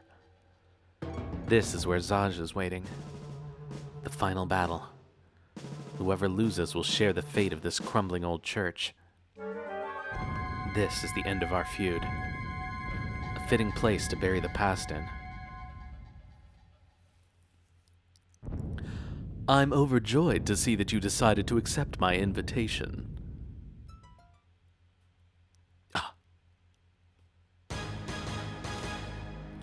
However, the venue for the party is actually up here.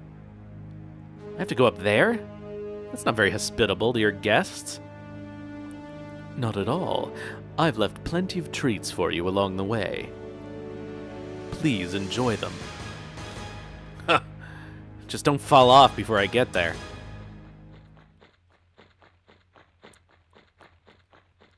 I couldn't ask for a better place.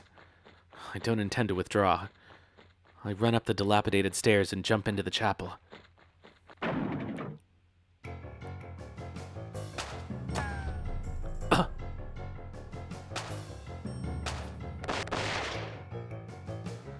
As I come in, I get a surprise welcome and jump into the shadow of a bench in the chapel, but the bullets shoot through the bench easily.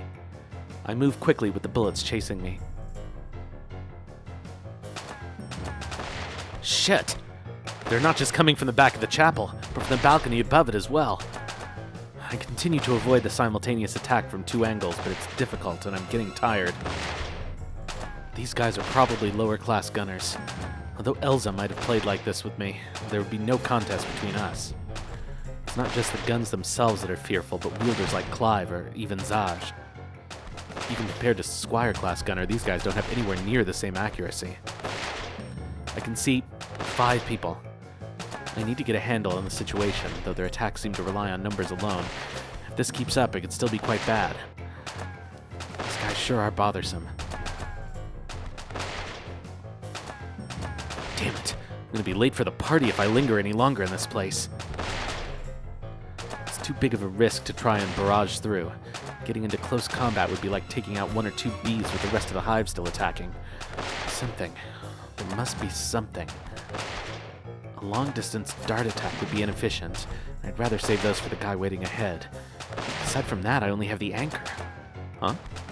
Wait a minute. Of course. As soon as I come up with a good idea, they start spreading out. Are they trying to surround me? There's no time to think about this.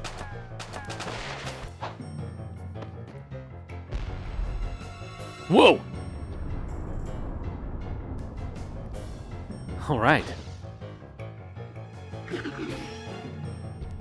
Whoa! Or whatever that noise is. The wire was entangled in the statue behind the gunners, and I pulled at it with my whole body. What? Despite the smokescreen, one of the men saw my intentions, but it was too late. The stone statue had already started to fall. Whoa!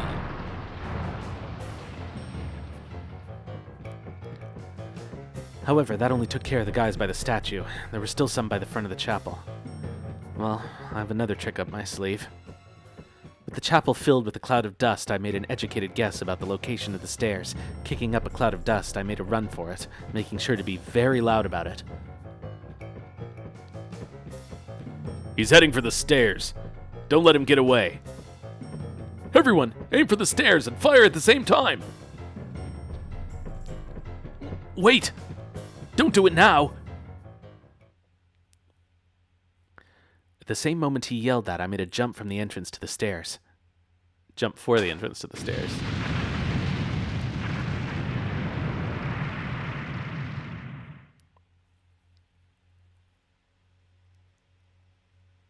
Did I make it? I looked back at the chapel and the destruction caused by the explosion that spread from the altar. All the benches had been blown away and not a trace of them remained. This was also something I'd learned in the guild. You could say I had a certain knowledge about gunpowder and setting fire to things.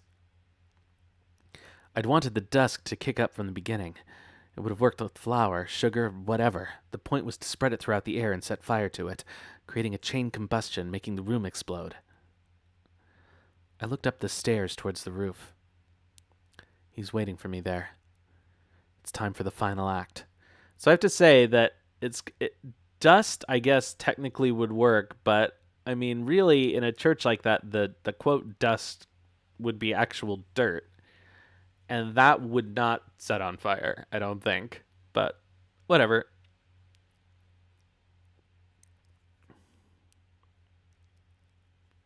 Good enough.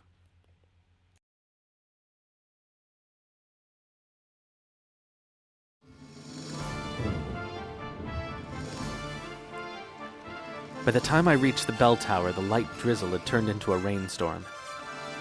Lightning ran across the dark sky, illuminating the person standing on the roof. I stared into the man's eyes as I mumbled to myself, "Zaj, at last." "I've been waiting, Nash. We haven't seen each other since Greenhill, have we?" "I guess you could say that. Though you have certainly made a habit out of trying to eliminate me. Sorry to disappoint, but I'm fit as a fiddle still." "That's so. Well, I'm sorry to hear it. You deserve some praise for that, no? You've done well to come so far unharmed." "That's nothing unusual for me. I'm not going to die just so you can bury your plot in darkness."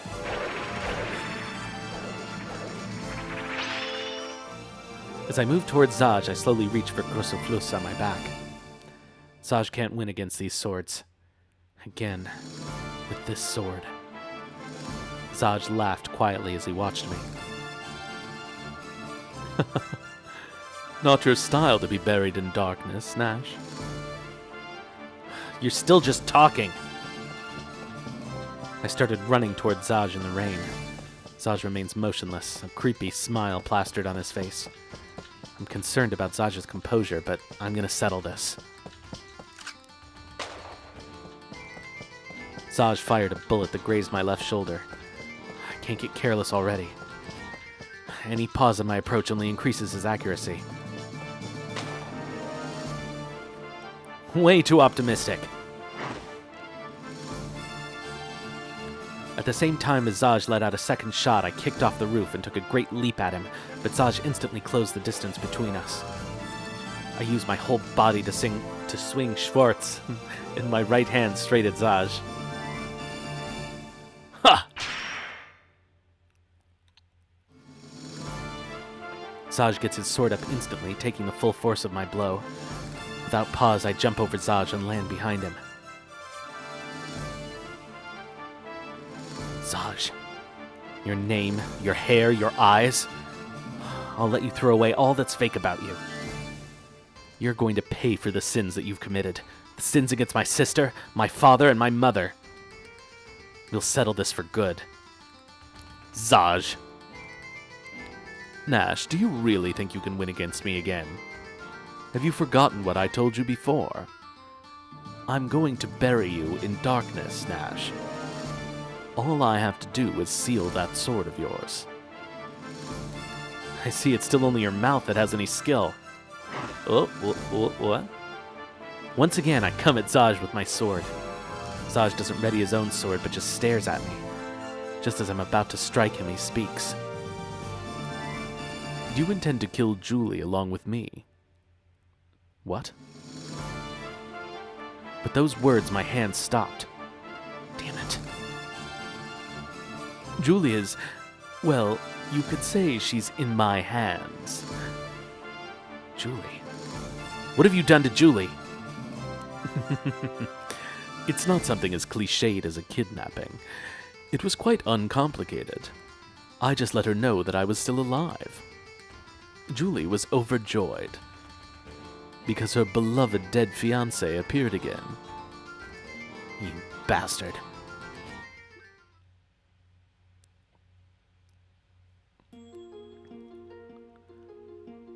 You. It can't be. Zaj. It's been a long time, Julie. You seem to be doing well. Zaj. Is it really you, Zaj? Where have you been till now? It's a long story. Even after that incident, I was still a target. If I'd met up with you, it would have put you in danger. It couldn't be helped. You know me, Julie. Zaj. The reason you...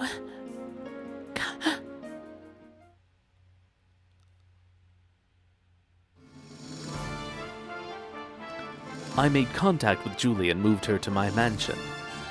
Because it seems Lena has been wandering around a lot of places. Now, considering this, what do you think the effects of my death would be? Zaj, you're a coward. To a member of the Howling Voice Guild, that's not much of an insult, as you should know. Well, I guess it's my turn now. Zaj let out an audacious laugh and pointed his sword at my face. Before now I hadn't noticed, but the hilt of Zaj's sword was different from a normal sword. That's... Nash. No, brother-in-law. This is it. Even if I fall here, you can't win anymore. The last remaining option to you is death. Somebody got a gun sword before... No, I guess this is after Final Fantasy VIII. The sword's hilt. No, it's different. It's not just a sword. It's a gun with a giant blade attached. A bullet had shot out from the hilt. You managed to avoid it. As expected of you, Nash, or should I say... Or so I should say. But I guess there's no need to play around anymore. Gah!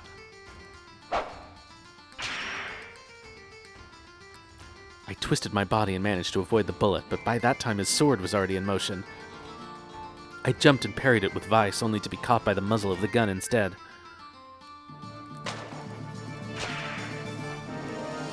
Somehow I managed to repel the bullet with Schwartz. So strong. Sasha's skill is incredible. This is... Nash, the movement of your sword is getting slower. You still want to know about Julie, right? Of course I do. If you care about her, why not just fall prey to these lead bullets? After all, you're nothing but a criminal who killed his sister's beloved fiancé. Damn you. Zaj held all the cards now. I can't use my sword other than to stop his attacks. Shit. What am I gonna do? This was careless. I should have known Zaj wouldn't have come to fight with me without some insurance. It's not like he came here to be killed. With Zaj's newfound momentum, there was little else I could do but retreat to the edge of the roof. Oh, damn it. I'm at the end of my rope. I repelled his gun and swung at him with Vice, but Zaj dodged it effortlessly. Goodbye, brother-in-law. I knew the gun was a feint, but there was no way to avoid it as the muzzle was pointed at my stomach. I waited for the exact right moment and repelled the bullet with Schwartz. Then, with him taking careful aim, came another blow of his sword. I twisted my body to dodge the attack. The tip of his sword brushed against my chest. I suddenly came to a stop. If this is a feint, I see Zaj's trigger finger move. Despite the poor footing on the roof, I managed to miraculously avoid the bullet by jumping to the side. But... Huh? I lost my balance and started sliding down the roof. Oh shit, if I fall from here... Reaching out with my right hand, I somehow managed to grab hold of the ledge. As I hang from the roof, defenseless, Zaj slowly approaches. Looks like I'm not out of the woods yet. That was pretty cool, brother-in-law. Please stop calling me that.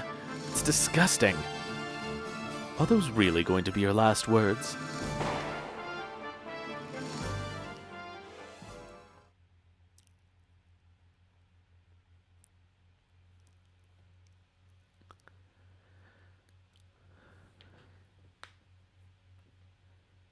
I guess so.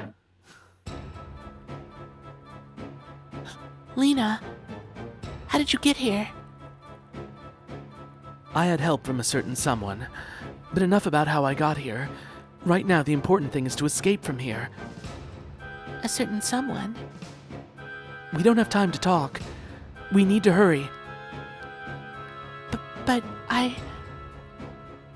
Julie, you're still thinking about Zaj. Listen, Julie, this may be hard to hear, but when Zaj came to your house as a tutor, he was already planning to marry you. I already know that. Julie, why on earth didn't you say something? No, I don't mean to say I knew from the beginning. Back then, I just wanted some happiness after all the sad things that happened. I guess I was too innocent, huh? But after that incident, I tried to investigate it myself. Oh, sorry, I need to take some water.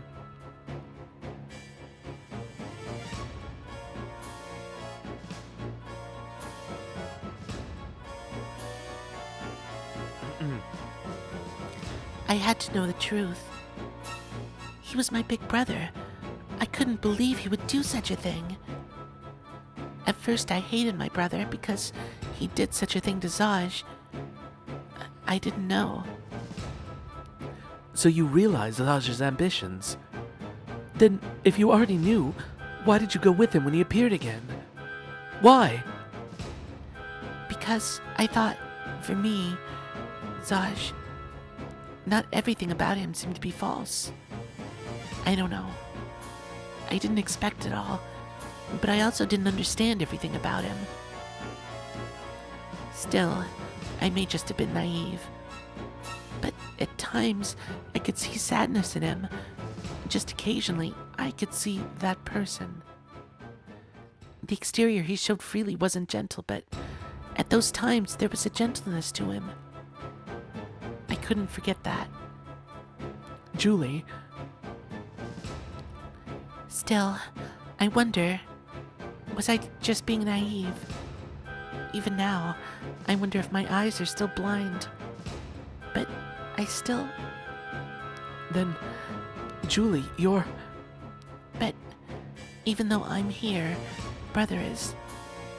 Why? Lena, why? Julie, In the end, I still lose the people I love.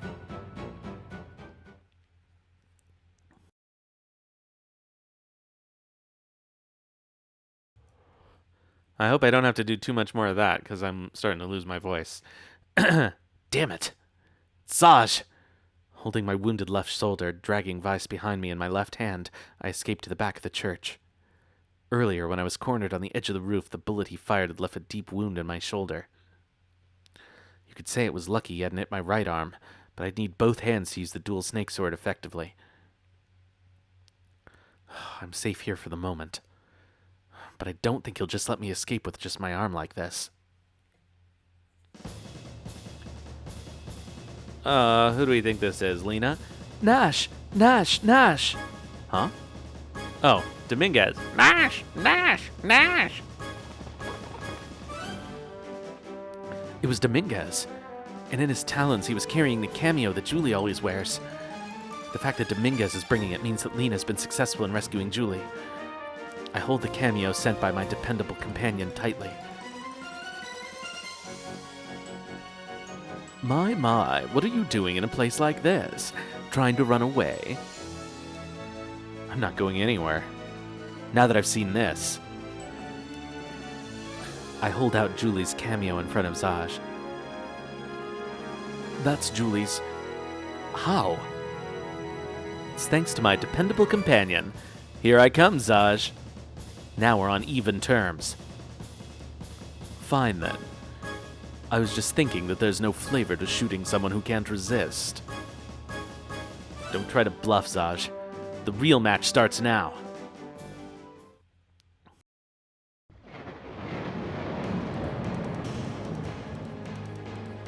I gathered my strength and stood up.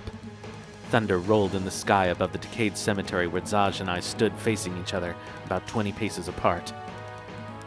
Zaj looked at my raised hand holding Schwartz. Realizing that my left arm was unusable, he smiled happily. Do you really think you can win against me in that state? I guess we'll have to see. Not getting any wiser at the end, are you? If I were in your position, I'd easily obtain a much higher status. I guess so. But that's not my life. Is that so? I guess a fool's life suits you.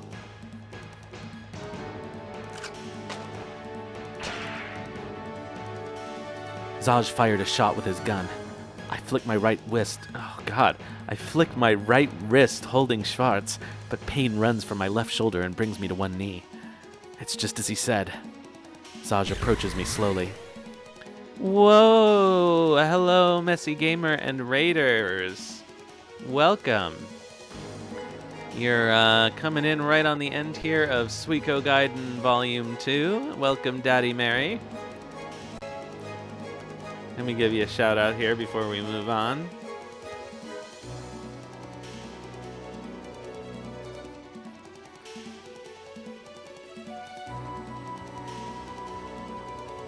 And welcome, Super Philip. Streaming Rogue Galaxy. I don't think I've seen you play that. Are you still working on Parasite Eve?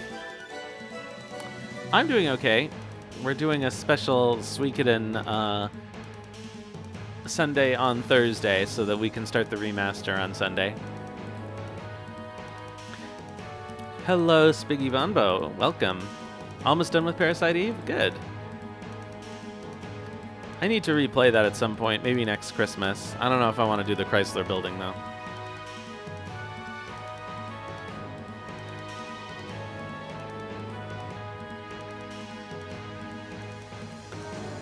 Alright, let's continue on the climactic battle.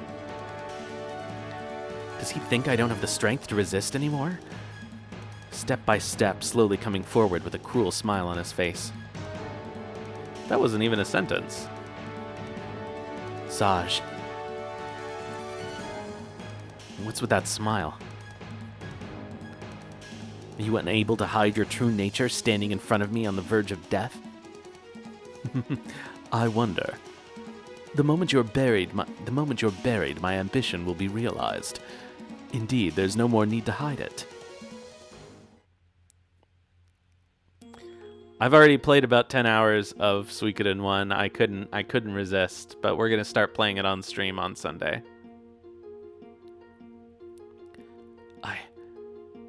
That golden hair of yours. Every time I see that proof of Harmonian first-class citizenship, my body rages with jealousy. What? Did you know there was a country called Sanadia on the outskirts to the west of Harmonia? That's the name of the country that was conquered by Harmonia 30 years ago. I was born in that country. I believe this is also where Queen is from. Officially. Right? Unless you think she's Julia Blight, but I don't think she's Julia Blight. Even though it's more fun if she's Julia Blight. Queen from Suiko 5. Frogs. Yes, Queen the band. Freddie Mercury is a third-class citizen of Harmonia. Or was, I suppose.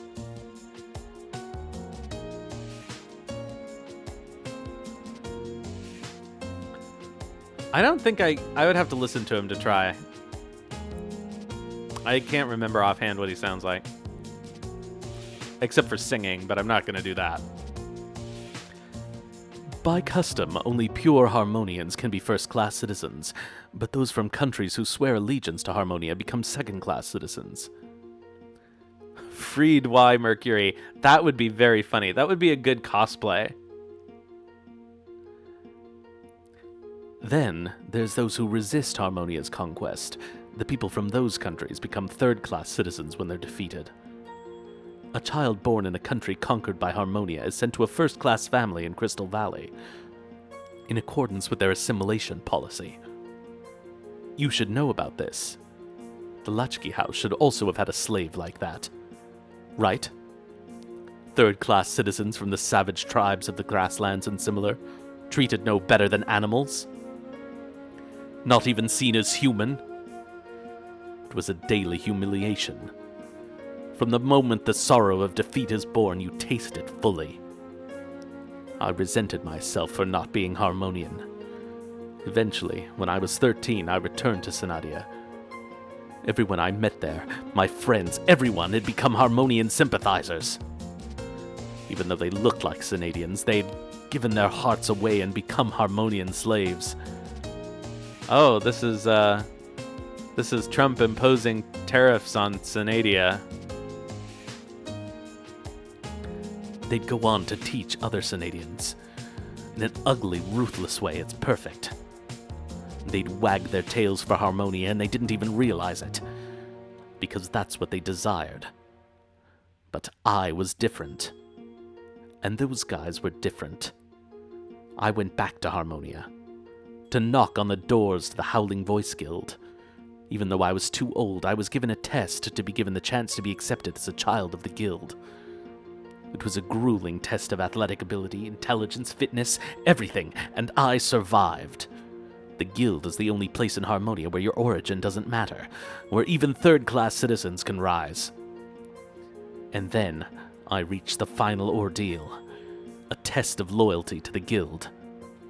The test is to kill your parents, the people who gave you warm childhood memories. Do you think that's where my resentment comes from? Not at all. Nothing could be further from my mind. An ordeal like that was nothing. Could you do it? It was simple. It took just one throw of the knives in the middle of their foreheads. And with that, I was allowed to try and become a gunner. For the first time, I was at the point of zero. Finally, I was standing at the starting point. Nash, you were born with... No, when you were born, you were given everything. But I'm aiming for a lot more than that. The Latchkey House, even you and Julie, are nothing but stepping stones. The successful destruction of the Latchkey House and the People's Faction will grant me a position as Elder. And eventually I will hold the real power of the Guild, have control of that fearsome shadow that is the backbone of Harmonia. In that Harmonia, I will take away everything from Harmonians like you. I will humiliate them all. I will consume everything. That's my revenge. No, it's my ambition. Do you understand, Nash? My ambition will consume you and Julie.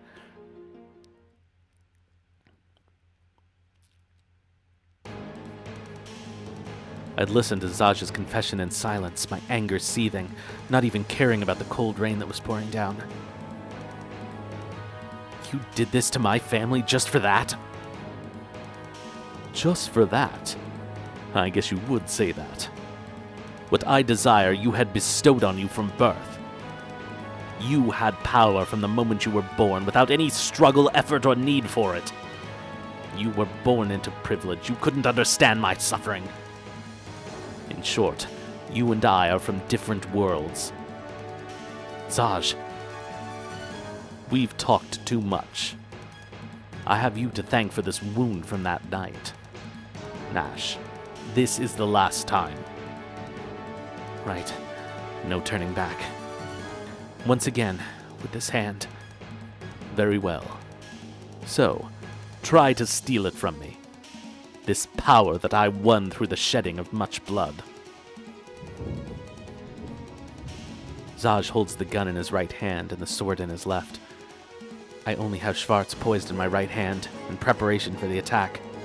Cold rain fell on us, wind as strong as during a storm ruffled our hair. I breathe slowly and focus entirely on Zaj. Zaj seems to be doing the same. This game will be decided by just one moment. There's no time for regrets, because this is a Howling Voice Guild duel. As lightning struck the spire of the church, Zaj made his move. Die, Nash!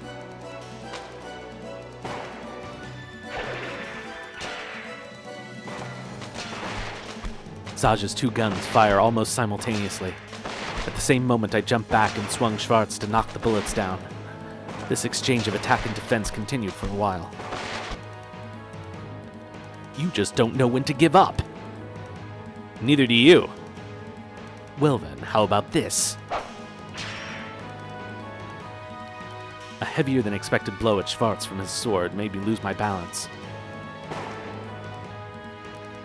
A bullet was fired from the handle of the sword, but I repelled it in the nick of time.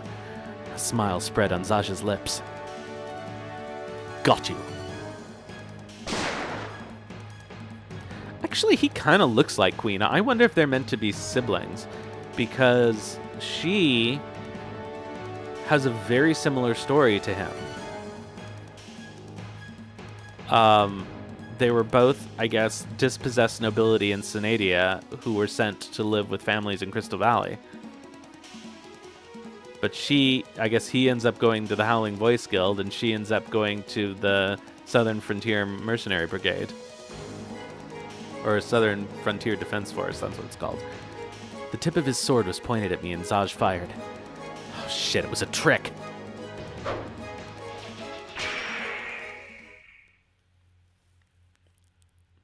The blade came as quick as a lightning bolt, trying to knock mine off. As soon as I realized, I threw Schwartz without hesitation. As a result, I was now as good as unarmed, with Zaj getting closer. Now, this is the end.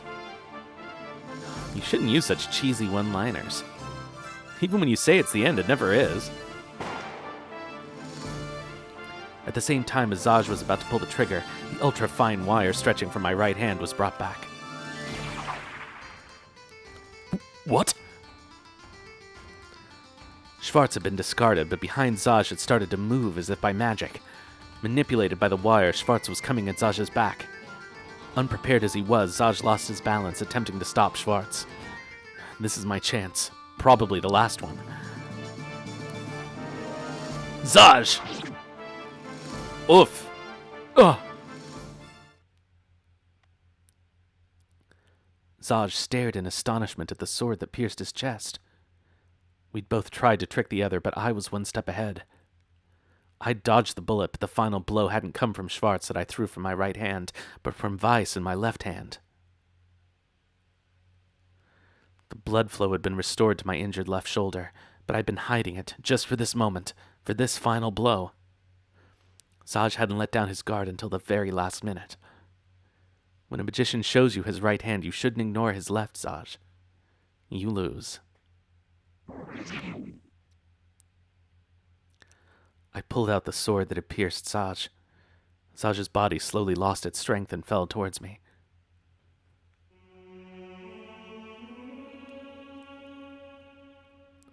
It's very similar to this whole duel is very similar to what happens in the first chapter of 1. Yeah, with Sierra and Reen. I win. It seems that way. Nash, it's my loss. In the end, I couldn't win. Zaj, why did you show up now? You could have had the power you wanted. Why would you risk all this? Did you hate me that much? Did you want to see me suffer? Zaj, that night 3 years ago, if I hadn't cut you, would you and Julie... It's a foolish question. For my ambition, to love a woman is nothing but a waste. After all love is false.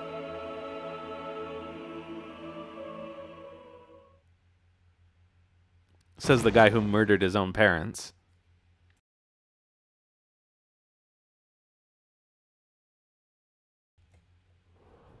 But I guess that means Clive and Elza both murdered their own parents, if that's a necessary test in the guild.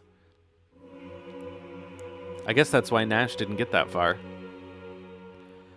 The next morning, when I reached the cemetery, the rain had completely stopped. As the sun rose, illuminating the gloomy graveyard, the sounds of birds filled the decayed garden of the church as they merrily pecked at nuts. Just like before my life or death duel with Zaj, it all felt unreal. The abominable past and present. As yesterday's rain was soaked up by the ground, I thought about all the things that had happened with Zaj. As I watched the rising sun, it suddenly struck me. The past hasn't changed. Has anything really changed with this fight? Even with Zaj gone, the Latchkey family won't be restored. My parents, Julie's heart. I look away from the sunrise and down to the cemetery as I recall Zaj's words last night. Power. In order to survive, power is certainly a necessity. But if all that remains is your own body, is there really any point? Even after much thought, I still don't know. Zaj and I may have been from different worlds, but we're still human. A familiar voice from the entrance of the cemetery drew me out of my pensive state. Nash. You, huh? You've been causing trouble. Then Zaj's... Both him and his ambitions have been put to rest. Julie has been moved to a safe place. Are you going to see her now? Yeah. Say, this cameo. Yeah, Julie entrusted it to me. It seems Dominguez did his job well. Yeah, he always does his job flawlessly, except for the times that he stiffed me on my in-bill. I see. That's good. I gave this cameo to Julie when she was a child. It has a secret. There's room for a portrait inside. She always used to keep a portrait of the person that was most important to her inside it, me.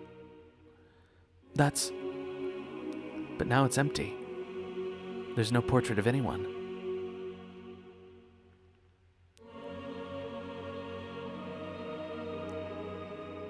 Lena, that man, he'll ask for something in the future. But between now and then, it seems I have some growing up to do. I'm still acting like a child. Nash, what are you saying? My hands are not only steeped in the things I learned at the guild, but in the blood of many people. Twice in the blood of the man Julie loved. I ran away from Crystal Valley once because I couldn't endure that. But Nash, you've come back. Am I wrong? Crystal Valley is no longer my home. The Latchkey family is gone. But Julie is waiting for you.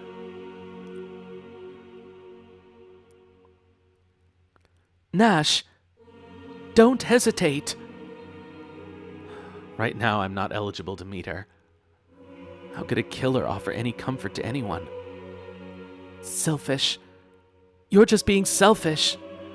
About Julie's feelings, you're... Behind Lena, I saw a figure taking out a gun.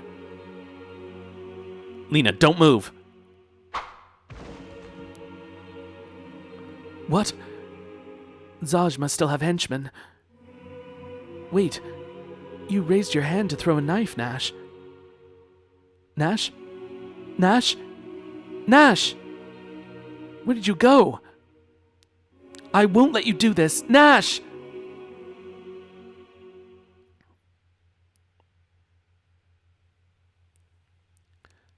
Take care of Julie. With those words, I entrusted her to Lena and left that place behind. Nash! Nash! Nash!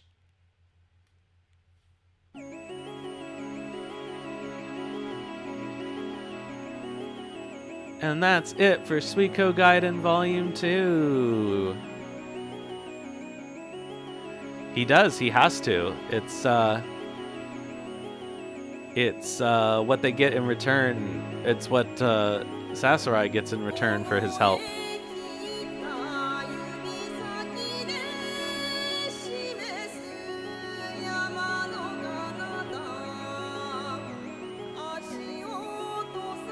Oh yeah, so it is.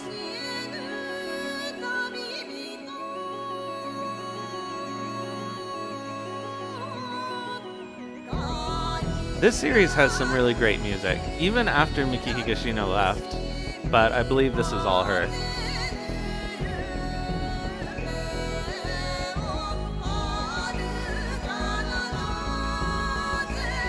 And I think they did a nice job with the theme song for Starleap. It's clearly, I forget the name of the musician. They had her on the live thing, and she did a performance of it. I guess she went to Mongolia to get inspired, but it's different, but it still has a little bit of this kind of flavor to it. She said she played through the whole series for inspiration, so...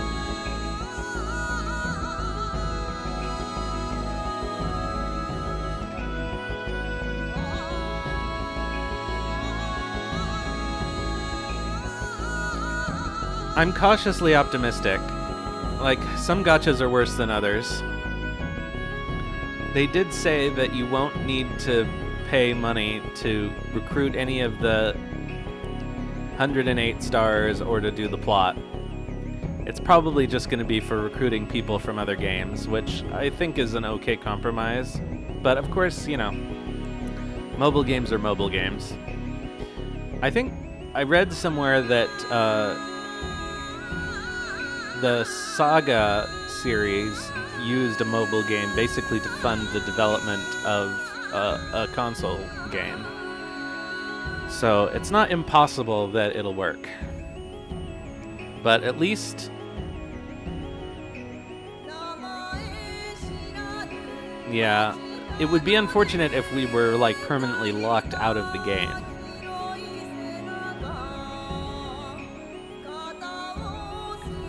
But, I mean, it sounds like they're making an effort to, like, make it an integral part of the world's history, which is good but scary. it becomes a disaster.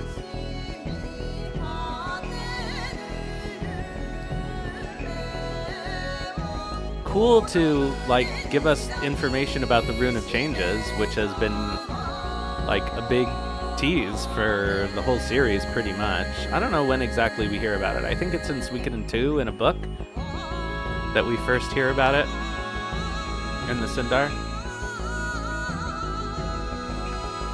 Let's hope this whole exercise ends well. I mean, sometimes when beloved properties are resurrected, the zombie is a scary thing to behold.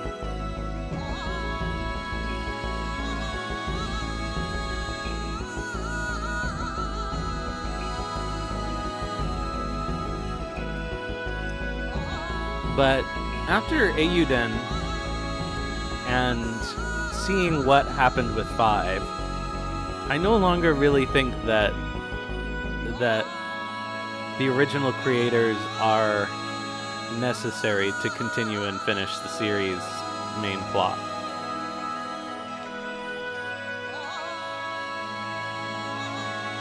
Which is good, because obviously Murayama can't. But I think in the hands of the right people who have the right respect for the series, it could still work. As 5 did. I actually played Junko Kawano's other game, Shadows of Destiny, and it's pretty interesting. I've almost gotten all the endings, which unlocks a new ending, supposedly. I might do it on stream one time. Hey, are you sure you just want to ride to the next village? I could take you all the way to your destination if you want. It's perfectly all right. We'll unload in the next village so the horse won't be tired. The next village is fine. I'm not in any rush. All right, then. By the way, where are you from? I'm from the east. You're running from some woman? That's the feeling you give off. Very perceptive of you. Yeah, it's something like that. I'll give you some good advice, friend. You listening? When a woman's angry with you, don't argue with her.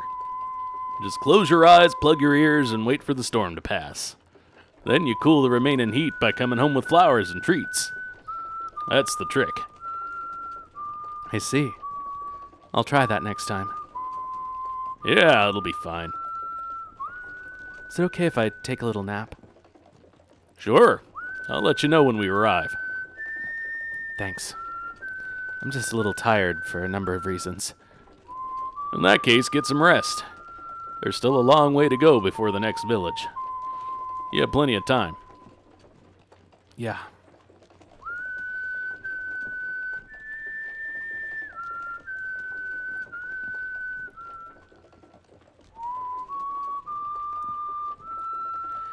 Yes, I agree. I think Kickstarter and even just the fan service garbage that they had to do was a huge suck of time and resources.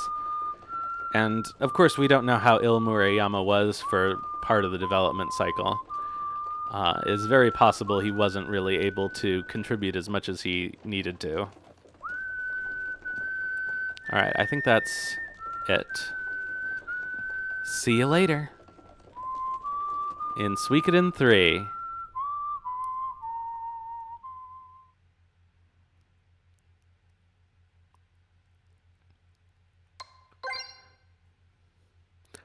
All right, so that's that.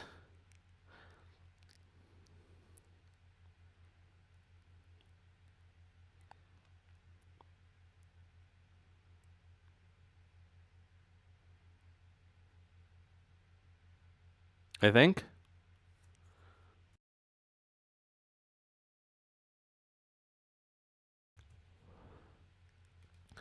Okay. So, I think we're gonna end the stream here. So I'm gonna be back on Sunday, and we'll start Suikoden 1 in the remaster, and then next Thursday we'll start Shadow Hearts Covenant. Okay, I'm gonna have to stop that to keep it from playing. And I will have to take a week off toward the end of March. When I go to LA, it's normally too complicated for me to stream without my usual setup. But we'll see how that goes. The ad is going to start. Sorry, I delayed it as long as I could, but in the meantime, we'll look for somebody to raid.